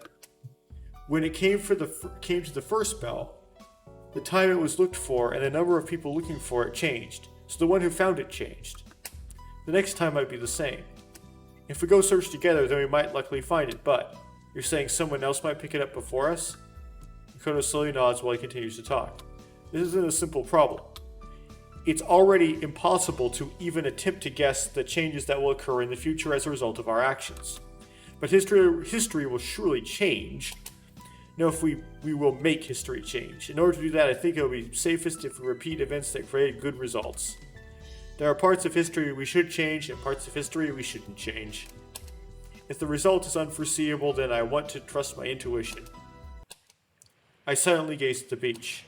The silver waves just come back and forth, back and forth. This monotonous pattern keeps repeating over and over. Is the tide rising just now, or is it fading away? I slowly take off my shoes and socks and step towards the ocean. The waves drench my feet. It's pleasantly cool and it's very comfortable. I slowly turn away from the salty ocean wind. Got it. I'll search for the bell alone tomorrow. And I'll definitely find it. I still feel discouraged. I still want Makoto's help. But, yeah, I'll leave it to you. I want to see that smile. I want to become Makoto's strength. At the very least, I've become Makoto's strength for now. Alright. Suddenly Makoto also takes off his shoes and socks and throws them aside. He runs over to me. I'm in a rather good mood now, so I felt like joining you. Even though I'm making a dubious face, Makoto smiles as he says this. Suddenly I notice that our shadows are overlapping each other. The waves just come back and forth, running over the shadows. The shadows don't sway and continue to remain in place. Ah, just then Makoto speaks up. A shooting star screams across the night sky. I've got to make a wish. I instantly make a firm, powerful wish. Before long, the shooting star moves far away and disappears. Yuka? What did you wish for? What about you? It was for you to find the bell tomorrow. I see, that's lame. So what'd you wish for? I'm not telling. Because plot! Because to build suspense! Oh, what's up with that? You want me to tell you? It's because I want you to tell me that I asked in the first place. I don't like that attitude of yours. That's it, I'm not telling. That's unfair if I'm the only one who said it. It wasn't really anything that big, so you're not missing out on much. If it's not that big, then you can tell me, can't you? It's a little personal, you understand, right? Then can you promise me something? Okay, don't forget these words, alright? Sure. Promises must definitely be kept. Yeah, I know that. Good. Well then, it's high time we head back.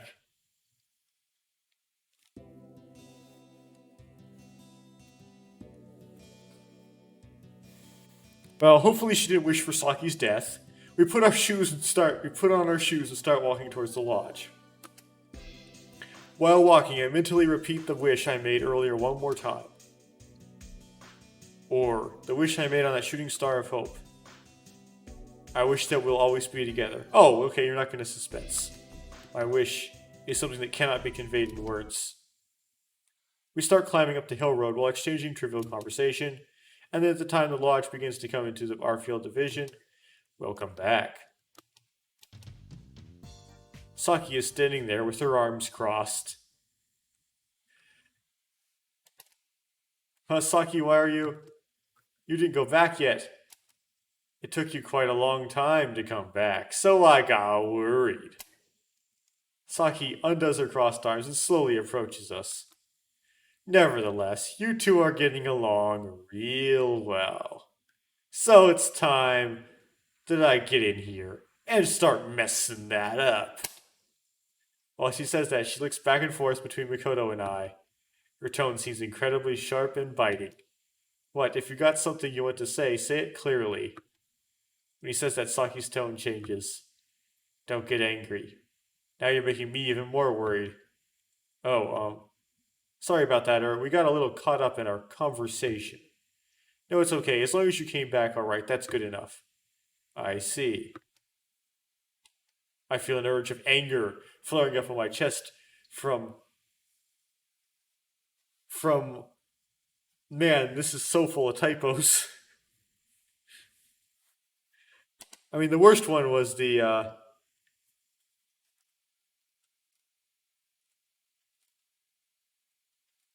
that ore. Sell it for like a widget.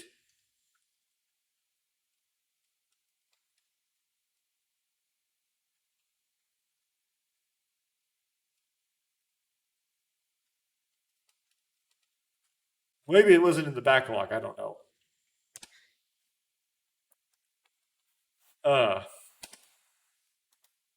I feel a surge of anger flaring up in my chest from their conversation. Well then, your business is not all done, isn't it?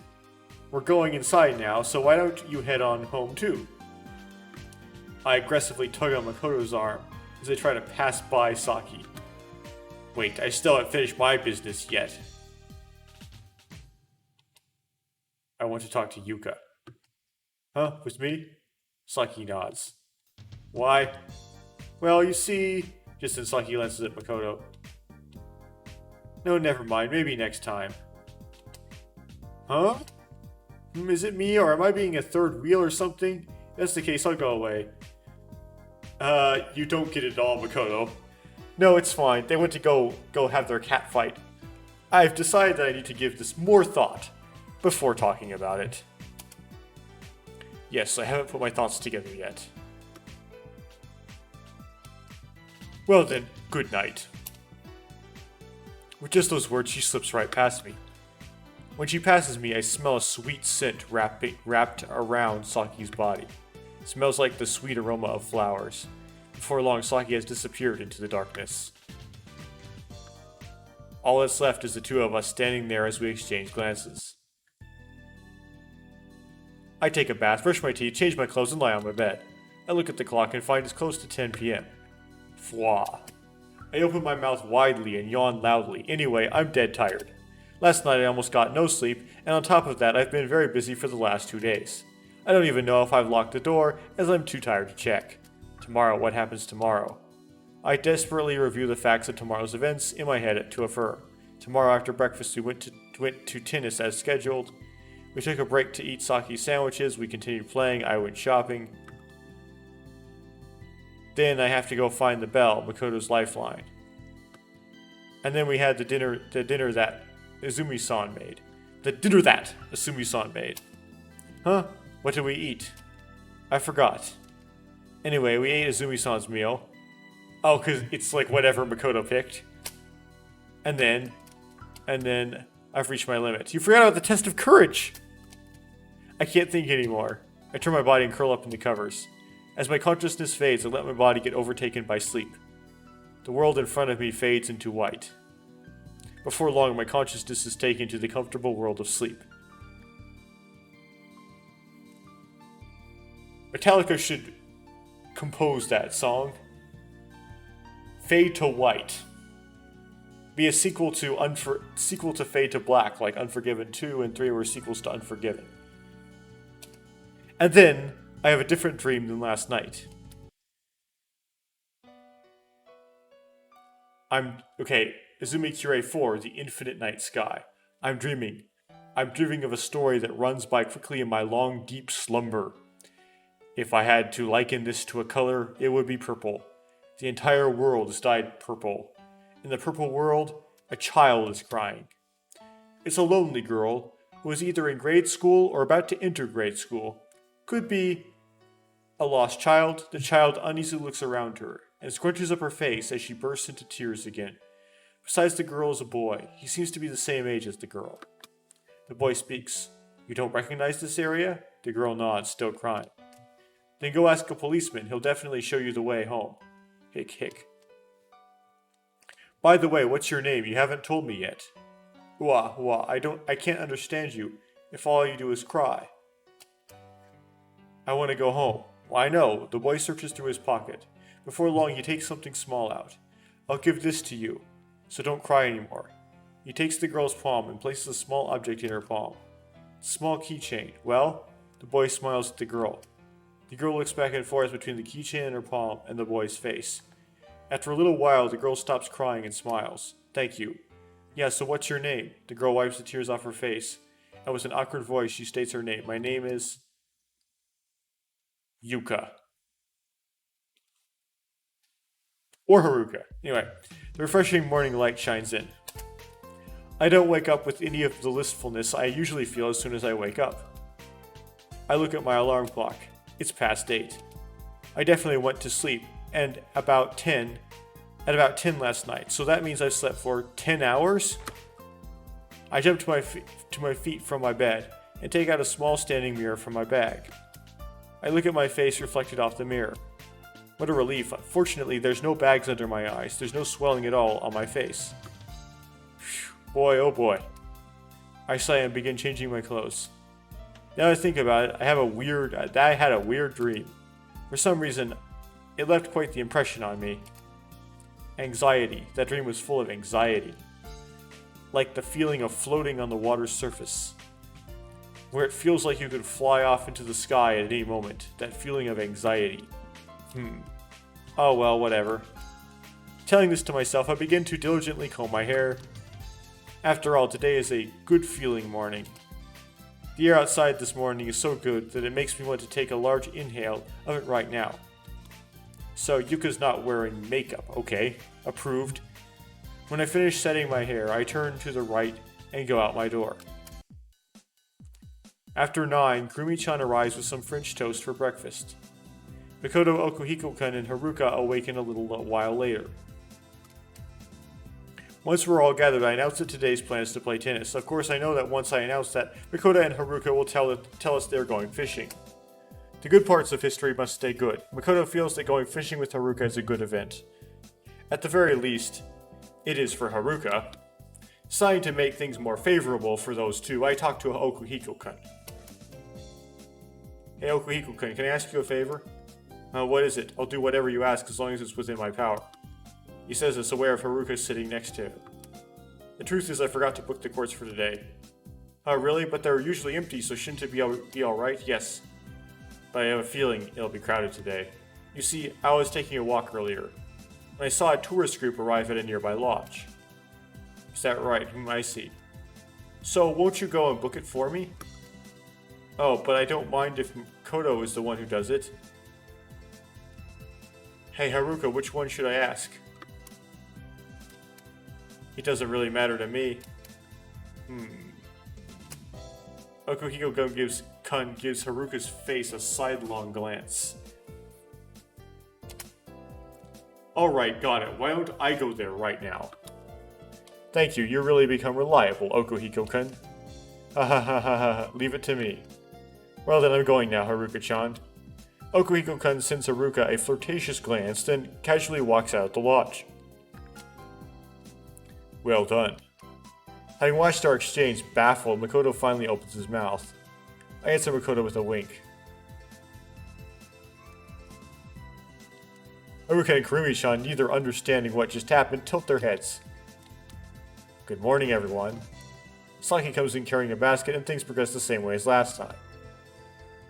Like last time, Saki plans to come with us to tennis. While she hears Mikoto and Haruka won't be going to play tennis, Saki makes a discontent face, but doesn't object against it. No one interferes with Mikoto and Haruka as they go to fish, and then... Hey, you're slow. I was getting tired of waiting. Since I was down here, I figured I'd reserve all the courts. What do you think? With this, absolutely no one can get in our way. Wait, huh? I don't see Haruka-chan anywhere. Huh? Didn't I tell you? Mikoto and Haruka are doing something else. Huh? Dozens of rackets leaning against the bench all fall down with a dull thud. And this will begin our game of tennis. I repeat the exact same match as last time, but because I'm so focused on searching for the bell later, I don't enjoy the game all that much. Noon arrives, we eat the sandwiches that Saki made for lunch. Is it my imagination, or are the ingredients in the sandwich different from last time? After our lunch break, we can resume the match. In the afternoon, we do pair doubles with Yuka Kurumi versus Saki Okuhiko. It's such a close match that I don't have the luxury to think about the bell anymore. Is Saki doing better than last time? Oh yeah. Competitiveness. She's really putting her back into the game. Her returns to my smashes are powerful. Now that I think about it, she did have quite the competitive spirit back in the day. Before long, the climactic match ends, of course with us winning, and Kurumi-chan and I leave the courts. Saki, who lost the match, looks very disappointed. It seems she's going to play for a little while longer and take a crash course. And Okuhiko-kun, who is with her, is now feeling miserable from his loss. Because Okuhiko-kun reserved the entire place, the shower room is naturally empty. After that intense match, taking a shower feels like heaven. Once Kurumi-chan and I finish changing clothes, we head for the shopping district. Right now, the plan is for us to go to the gift shop. As we descend the hill road, all I can think about is the bell. will I be able to find it all right? I really am anxious without Makoto here. We come out on the coastline and walk towards the east. Moon Beach is a short distance away. I can't help but get more and more anxious. What if I can't find the bell?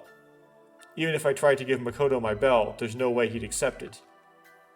Then when the 6th comes, Makoto will have no bell. What if an unexpected accident happens? What if Makoto's life is put in danger? Then Makoto will really die. My anxiety is growing more and more. As we continue, I gaze at the white, crescent-shaped sandy beach. What if someone picks it up right before I do? No, should I go pick it up right now? I've thought about this enough. After all, I've been changing history considerably. Right now, I should go and find the bell first. Or should I go shopping first, like in the last history? A fated choice has arrived before me.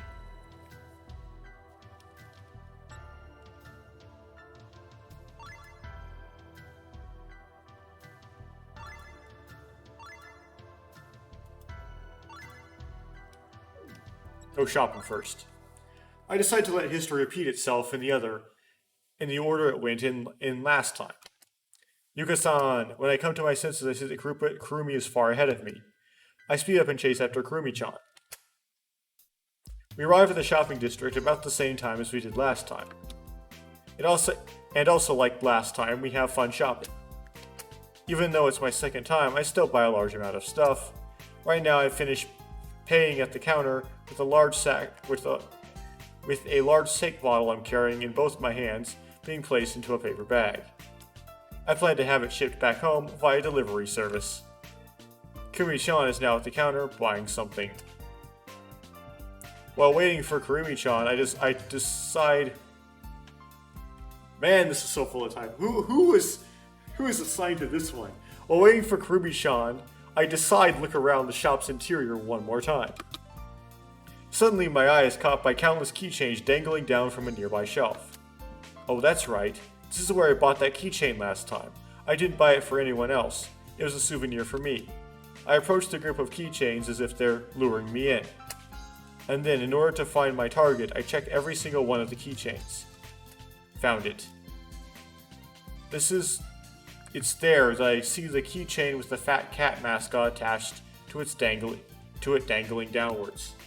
I play around with the cat for a short time in my hand, as feelings of nostalgia flood within me. In the last loop, I traded the keychain for the bell. Why do I find this keychain so captivating? That's right. I thought that it resembled something. But what? Thanks for waiting. We bought so much that they gave Kurumi some postage stamps for free. Is something wrong, Yuka-san? I just thought that this was cute. Wow, it looks like the splitting image of a cat and a manga Kurumi read. Oh. Okay, so it's Schrody. Its name was Schrody. A cat and a manga, huh? Yeah, that might be it. Alright, I'm gonna buy this. Excuse me, I'll take this. Of course, I intend to give this cat my own name. An incredible name that can only come from my refined naming sense. Nice to meet you, Neko Peon number 2. The white sandy beach, curved in the shape of a bow, is spread out before my eyes. Or rather, the shore is more like the shape of a crescent moon. It's as if the beach were carefully carved into its shape by the waves, like it was a wood sculpture. Right now, I'm looking for the bell that should be washed up around here. I see Kurumi a bit farther away from me. In the end, I decide to get her help. I lied to her, telling her that I dropped a memento of my grandpa here. This way, I think she'll certainly find it. If I just do that much, I don't think it'll cause a big change to history. I'm certain of it. I'm certain that we'll definitely find the bell. Before long, found it. Found it. Hey, Kurumi found it, Yuka-san. She's holding something in her hand. Said object shines in the sunlight. It's the bell. Hey, is this it? This is it, right, Yuka-san? Yep, this is it, Kurumi-chan. Really? Yay, what a relief. Kurumi worked as hard as she could to find it. In Kurumi-chan's other hand, she holds 2 bent tree branches. However, I have absolutely no idea how they could possibly be used to search for something. Yes, you're a good girl, Kurumi-chan.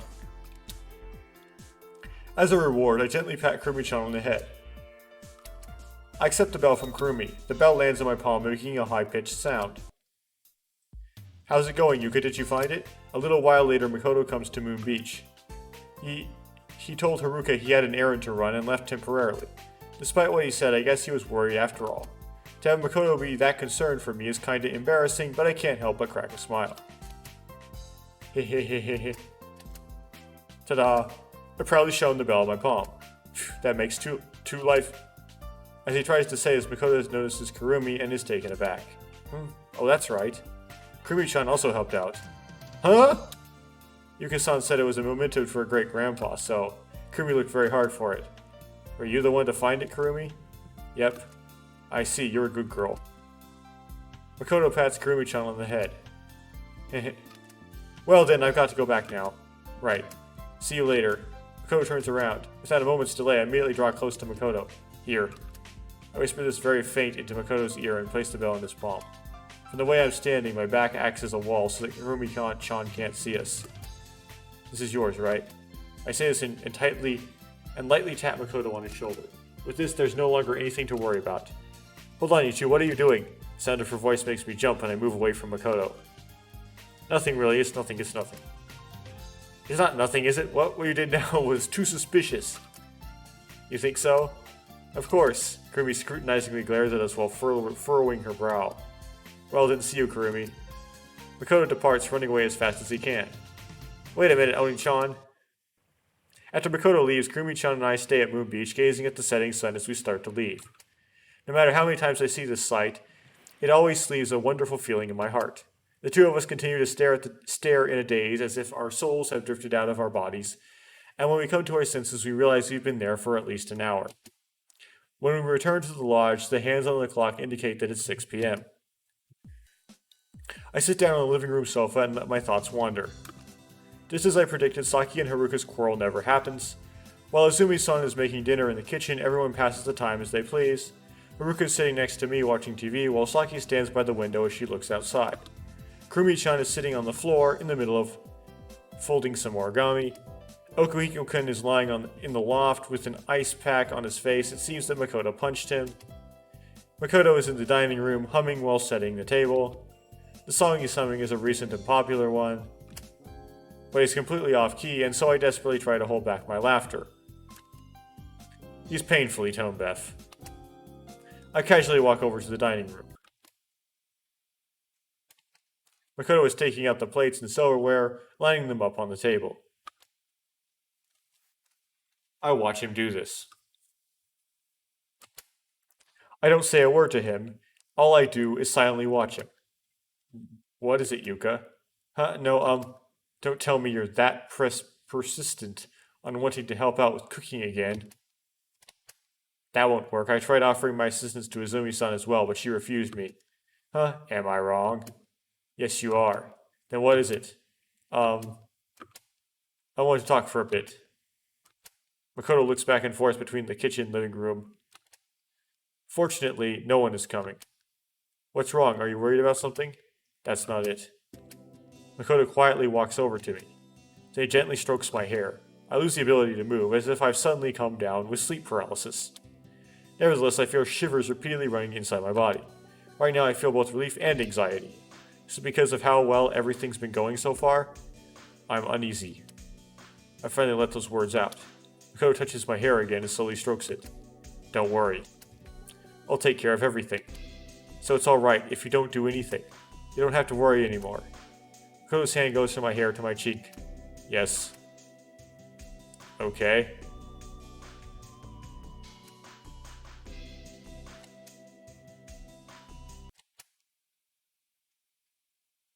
Saki, Yuka, say, where are you, Yuka? We reflexively separate ourselves from each other.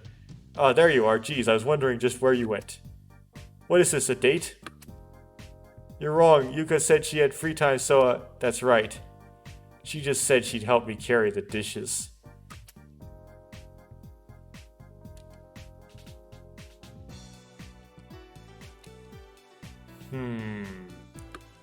Well, whatever. Anyway, can I talk to you for a bit, Yuka? Me?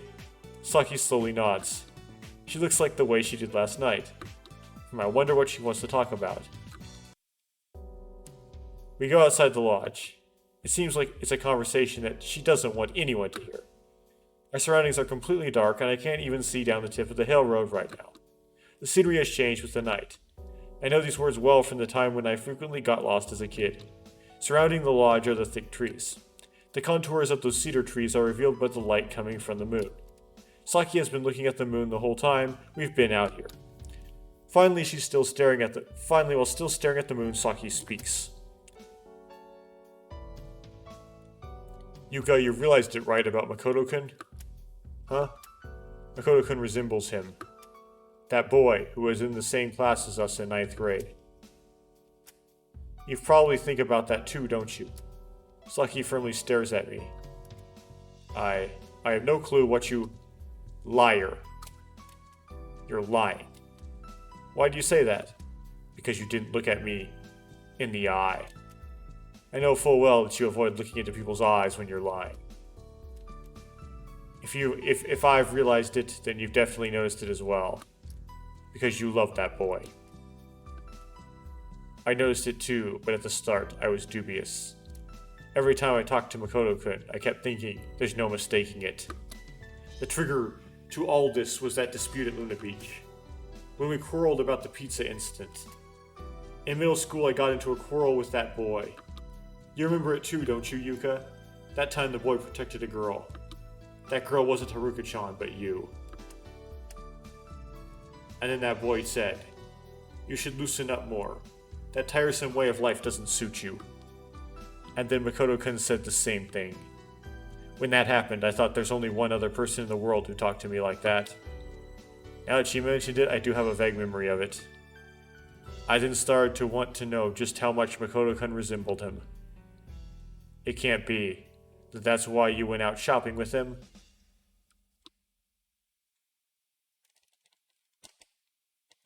Back then, did you fall? On purpose?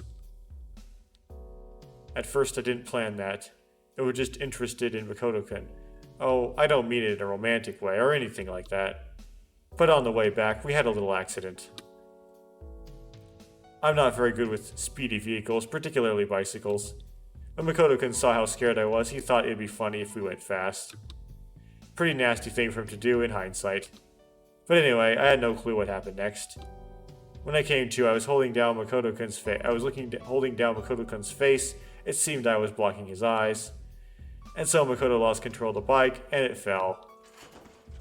Right, the bike was completely messed up, but fortunately our injuries weren't major.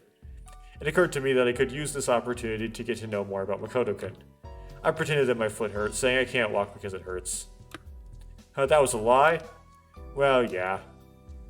A girl who couldn't move. Or the heavy shopping bags.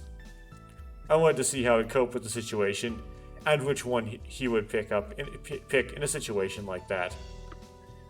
Well, if he was a normal guy, he'd have put priority over the girl.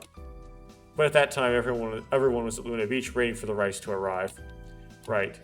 And then I got worried about that, asking Makoto-kun what he was thinking. It's only common sense. And that was his answer.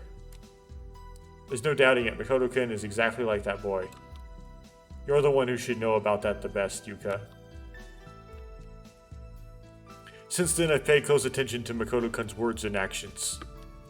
And I've grown more and more convinced. His casual way of talking and his gestures are spot on.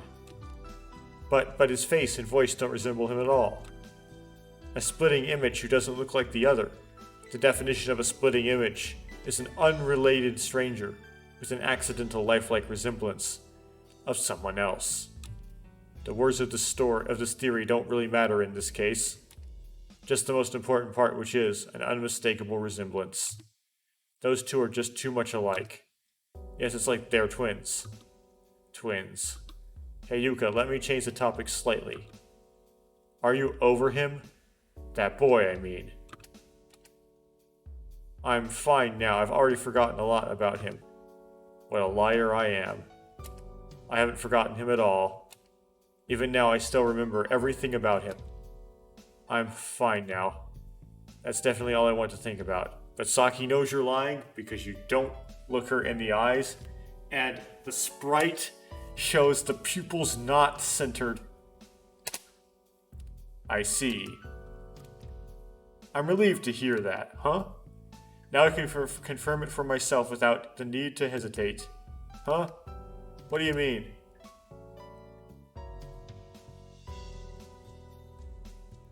He's mine now. Saki says nothing and turns around. She walks away, leaving behind whiffs of a sweet aroma. I know that I've sniffed that aroma before. I stand still, unable to understand Saki's words. I sniffed it on Makoto. Ah, that's right. Saki says this in front of the lodge's staircase without turning around. I forgot to say this. I also love that boy.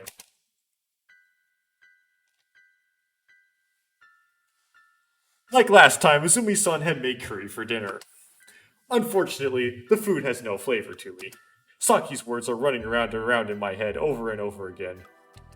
I continue to think about the meaning of those words, not eating a bite. Koto-kun is exactly like that boy. Are you over him, that boy, I mean? Why'd she need to ask me that? Saki has nothing to gain from that. Oh yes, she does. Now I can confirm it for myself without the need to hesitate. What is she going to confirm? I also love that boy. I didn't know. I had no idea that Saki felt that way. I had no idea. But why tell me now of all times? I don't understand you, Saki. Or is it that I'm not trying to understand? It feels like there's a slicing pain in my chest. I look back and forth between Makoto and Saki. Makoto is eating the meal with great vigor. Saki eats her meal with an unconcerned face. Just then Makoto's eyes fix on me. A worried expression rises in Makoto's face, and it looks like he wants to open his mouth and say something. Hey, Kurumi just got a good idea. There's an old graveyard close by. How about having a test of courage there? We're in the dim forest walking towards the abandoned graveyard. I completely forgot that tonight was the test of courage. As usual, I'm not looking forward to it. Is it because I'm scared, or is it that I don't feel like having fun? I'm still thinking, after all, about the meaning of Saki's words, that is. As I keep coming up with no answer, I look for Makoto. I don't know why I am. It's just that right now, I need Makoto. The reason doesn't matter. Makoto's back. After a little while, I find Makoto. However, what? Walking beside Makoto is Saki. They're talking about something. Unfortunately, I can't make any of it out. Could it be that this is what Saki meant when she said confirm? Makoto says something. When she hears it, Saki looks surprised, but smiles a second later. And then after exchanging a few more words, she leaves Makoto.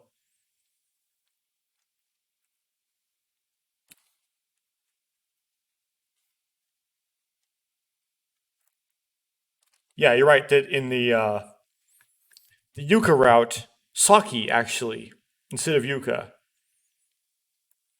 asks Makoto to go with her on the test of courage, and then it sort of just kind of glosses over the test of courage. I wonder why that. But I think it was just trying to kind of exposit that Makoto resembled that boy in that route. Makoto seemed to be thinking about something.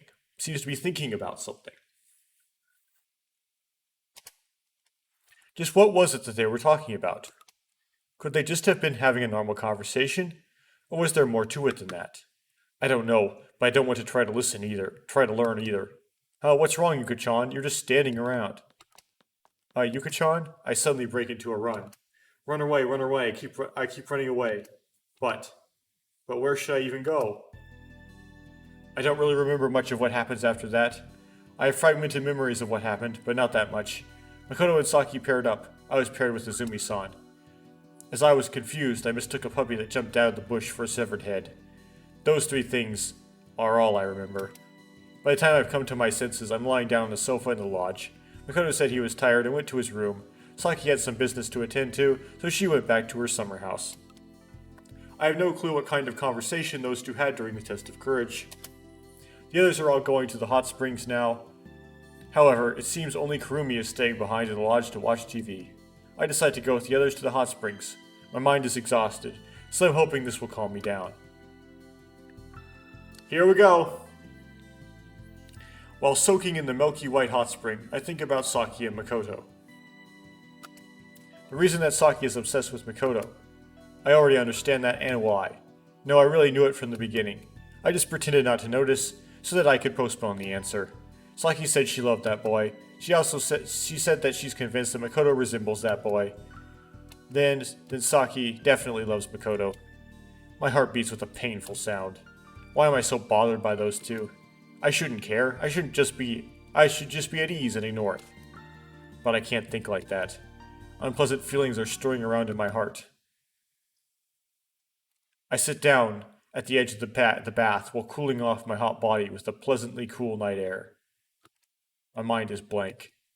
I might have spent too much time submerged in the water. But thanks to that, the discomfort I felt earlier has considerably lessened. I vacantly stare up at the twinkling sky without reason. The crowded stars in the pitch-black night sky look like jewels all encased together. It's no match for the sky that Makoto and I gazed at that one night. Even so, my heart trembles from its beauty. Are you okay, Yuka-chan? Oh, Izumi-san. I felt a little faint, so I thought I'd come here and cool down. I see. Izumi-san quietly sits down beside me. Yuka-chan, your face has been kind of pale since dinner. Did something happen? Is it anything that you could discuss with me? I look down at my feet, soaking in the water. I gaze up at the sky one more time. The white steam is inhaled by the black sky and begins to disappear. While looking up at the starry sky, I sway my feet back and forth in the water. I quietly open my mouth. The stars. Huh? The stars, they're pretty, aren't they? You're right. Do you remember the conversation we had at the pool? About spitting images. Yes. The truth is, I've recently met a person like that. That person is the splitting image of a classmate of mine from middle school. If I recall correctly, you mentioned something about them not physically resembling each other. Yes. I met that boy for the first time when he ended up in the same class as me in middle school. In 9th grade, to be precise. I had a lot of memories of him. It was the first semester of 9th grade. Thinking about it now, that was probably the brightest season of my life so far. It was the best time of my life. There were days overflowing with great surprises and delights. I gently raise my arm and point at the southern skies. Izumi-san's gaze follows my finger. That's Leo. In the wide spring night sky, there's many constellations. There's one that looks like an inside-out question mark. How does that have an inside-out? Maybe in Japanese it makes sense. The one I'm pointing to is in between Virgo and Cancer. It's my sign. Even now there's one memory that I can't forget. The rising steam wavers, making it look like the sky filled with jewels is sway. It's as if it's inviting me to go back to the past. It was June of 2013 in 9th grade, the night of our field trip. I was in a different environment than usual, seeing a different scenery than usual. I couldn't adjust to that kind of atmosphere, and so I had a lot of trouble falling asleep that night, which is true. If I ever do some sort of camping-like thing, it is extremely difficult for me to sleep the first night. I was surrounded by my classmates. Everyone was engaged in trivial conversations, and before I knew it, they had all fallen asleep. I was left alone, staring at an unfamiliar ceiling. Before long, I casually made my way out of the covers and gazed outside the window. There were many beautiful stars. And then I snuck past all the teachers and guard, and went outside the hotel. Oh my. I looked up at that beautiful night sky while intoxicated by a sense of achievement of having successfully snuck out. And then I suddenly felt someone's presence behind me, so I frantically turned around. I thought that I'd surely been found by a teacher. But the one there was neither a teacher nor a stranger. It was that boy. Yes. When I asked him, "Why are you here?" he said, "I couldn't sleep at all," with a bitter smile. You two are quite similar. I wonder about that. We stood next to each other and gazed at the stars. While doing so, we made no conversation at all, and so I felt awkward and nervous. And then that boy suddenly called out to me saying, "Yuka, what's your sign?" Yuka, what's your sign? Huh? You know, your zodiac sign, like Aries, Virgo. Oh, right, I'm a Leo, I think. A Leo, huh? Unfortunately, you can't see it, but if it were April, it would appear right around here. Leo, that's the constellation of the man-eating lion that Hercules exterminated by the Nemean forest. Man-eating lion? Yeah, that's not romantic at all. Hey, I'm not the one who made it up. Then what about you? What's your sign? Mine? The blind? The boy then told me the mythology behind many of the constellations, including his own. He had a clear, soft, and gentle voice. The myths surrounding the 12 constellations aren't very romantic stories. Nothing but exterminations, transformations, hunts, and so on. You're quite selfish. But it's true. Those are all just boring stories. Alright, well then. O selfish princess. I shall tell you a romantic story. Yep, that's much better. Geez, you really are a selfish girl. This is also about a constellation you can't see in this season. Which constellation? Gemini.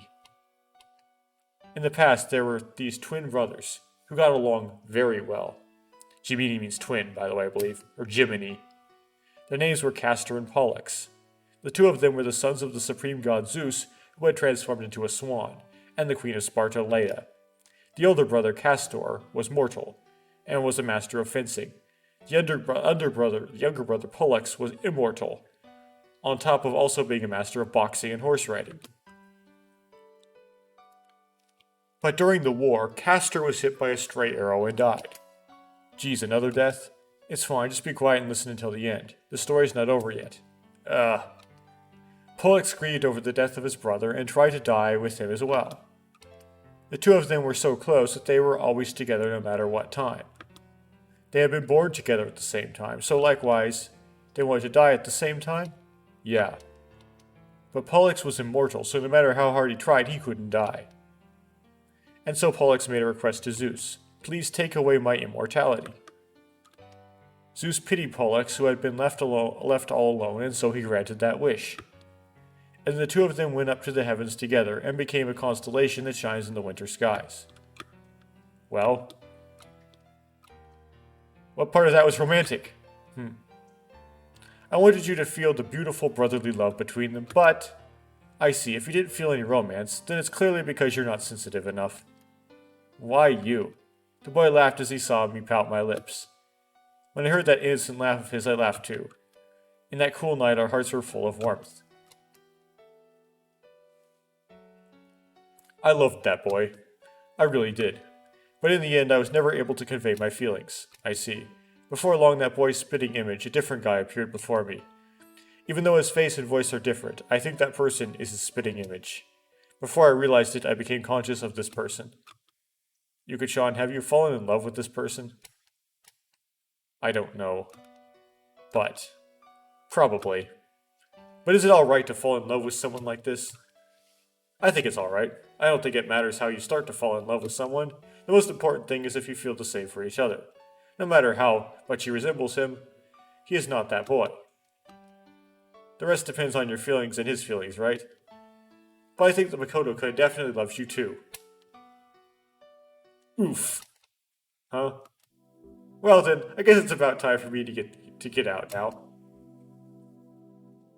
Izumi said, why do you think it's Makoto? Well now, I wonder that myself. With the face that says, I can see through everything, Izumi-san goes to change her clothes. There's a splash of sink my whole body up to my nose in the water. Blood gradually rushes into my head. How did she see through me so easily? Because the cast is closed. I mutter this in the bath as I get warmer and warmer. The stars in the sky all twinkle together as if they're laughing at me.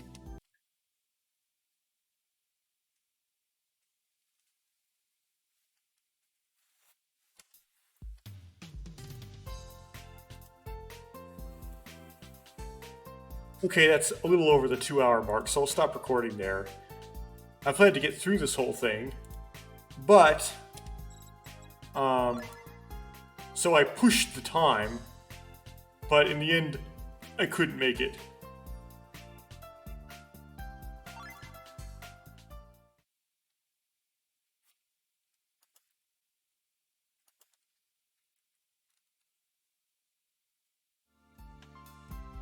It's called the Yuka Cure route. Okay. save file is there.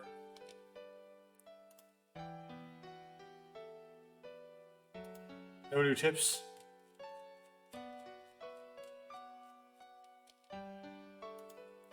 No new movies. No new music, we already got them all. No new CGs, it appears. We haven't got the missing Saki ones. We haven't got the missing barbecue ones. We haven't gotten the missing Yuka one. Okay? Oh, the missing Yukas. 1, 2, 3, 4, 5. Still 5 missing scenes. And then of course you have these 6, 7, 8, and 9 of the Yuka Cure.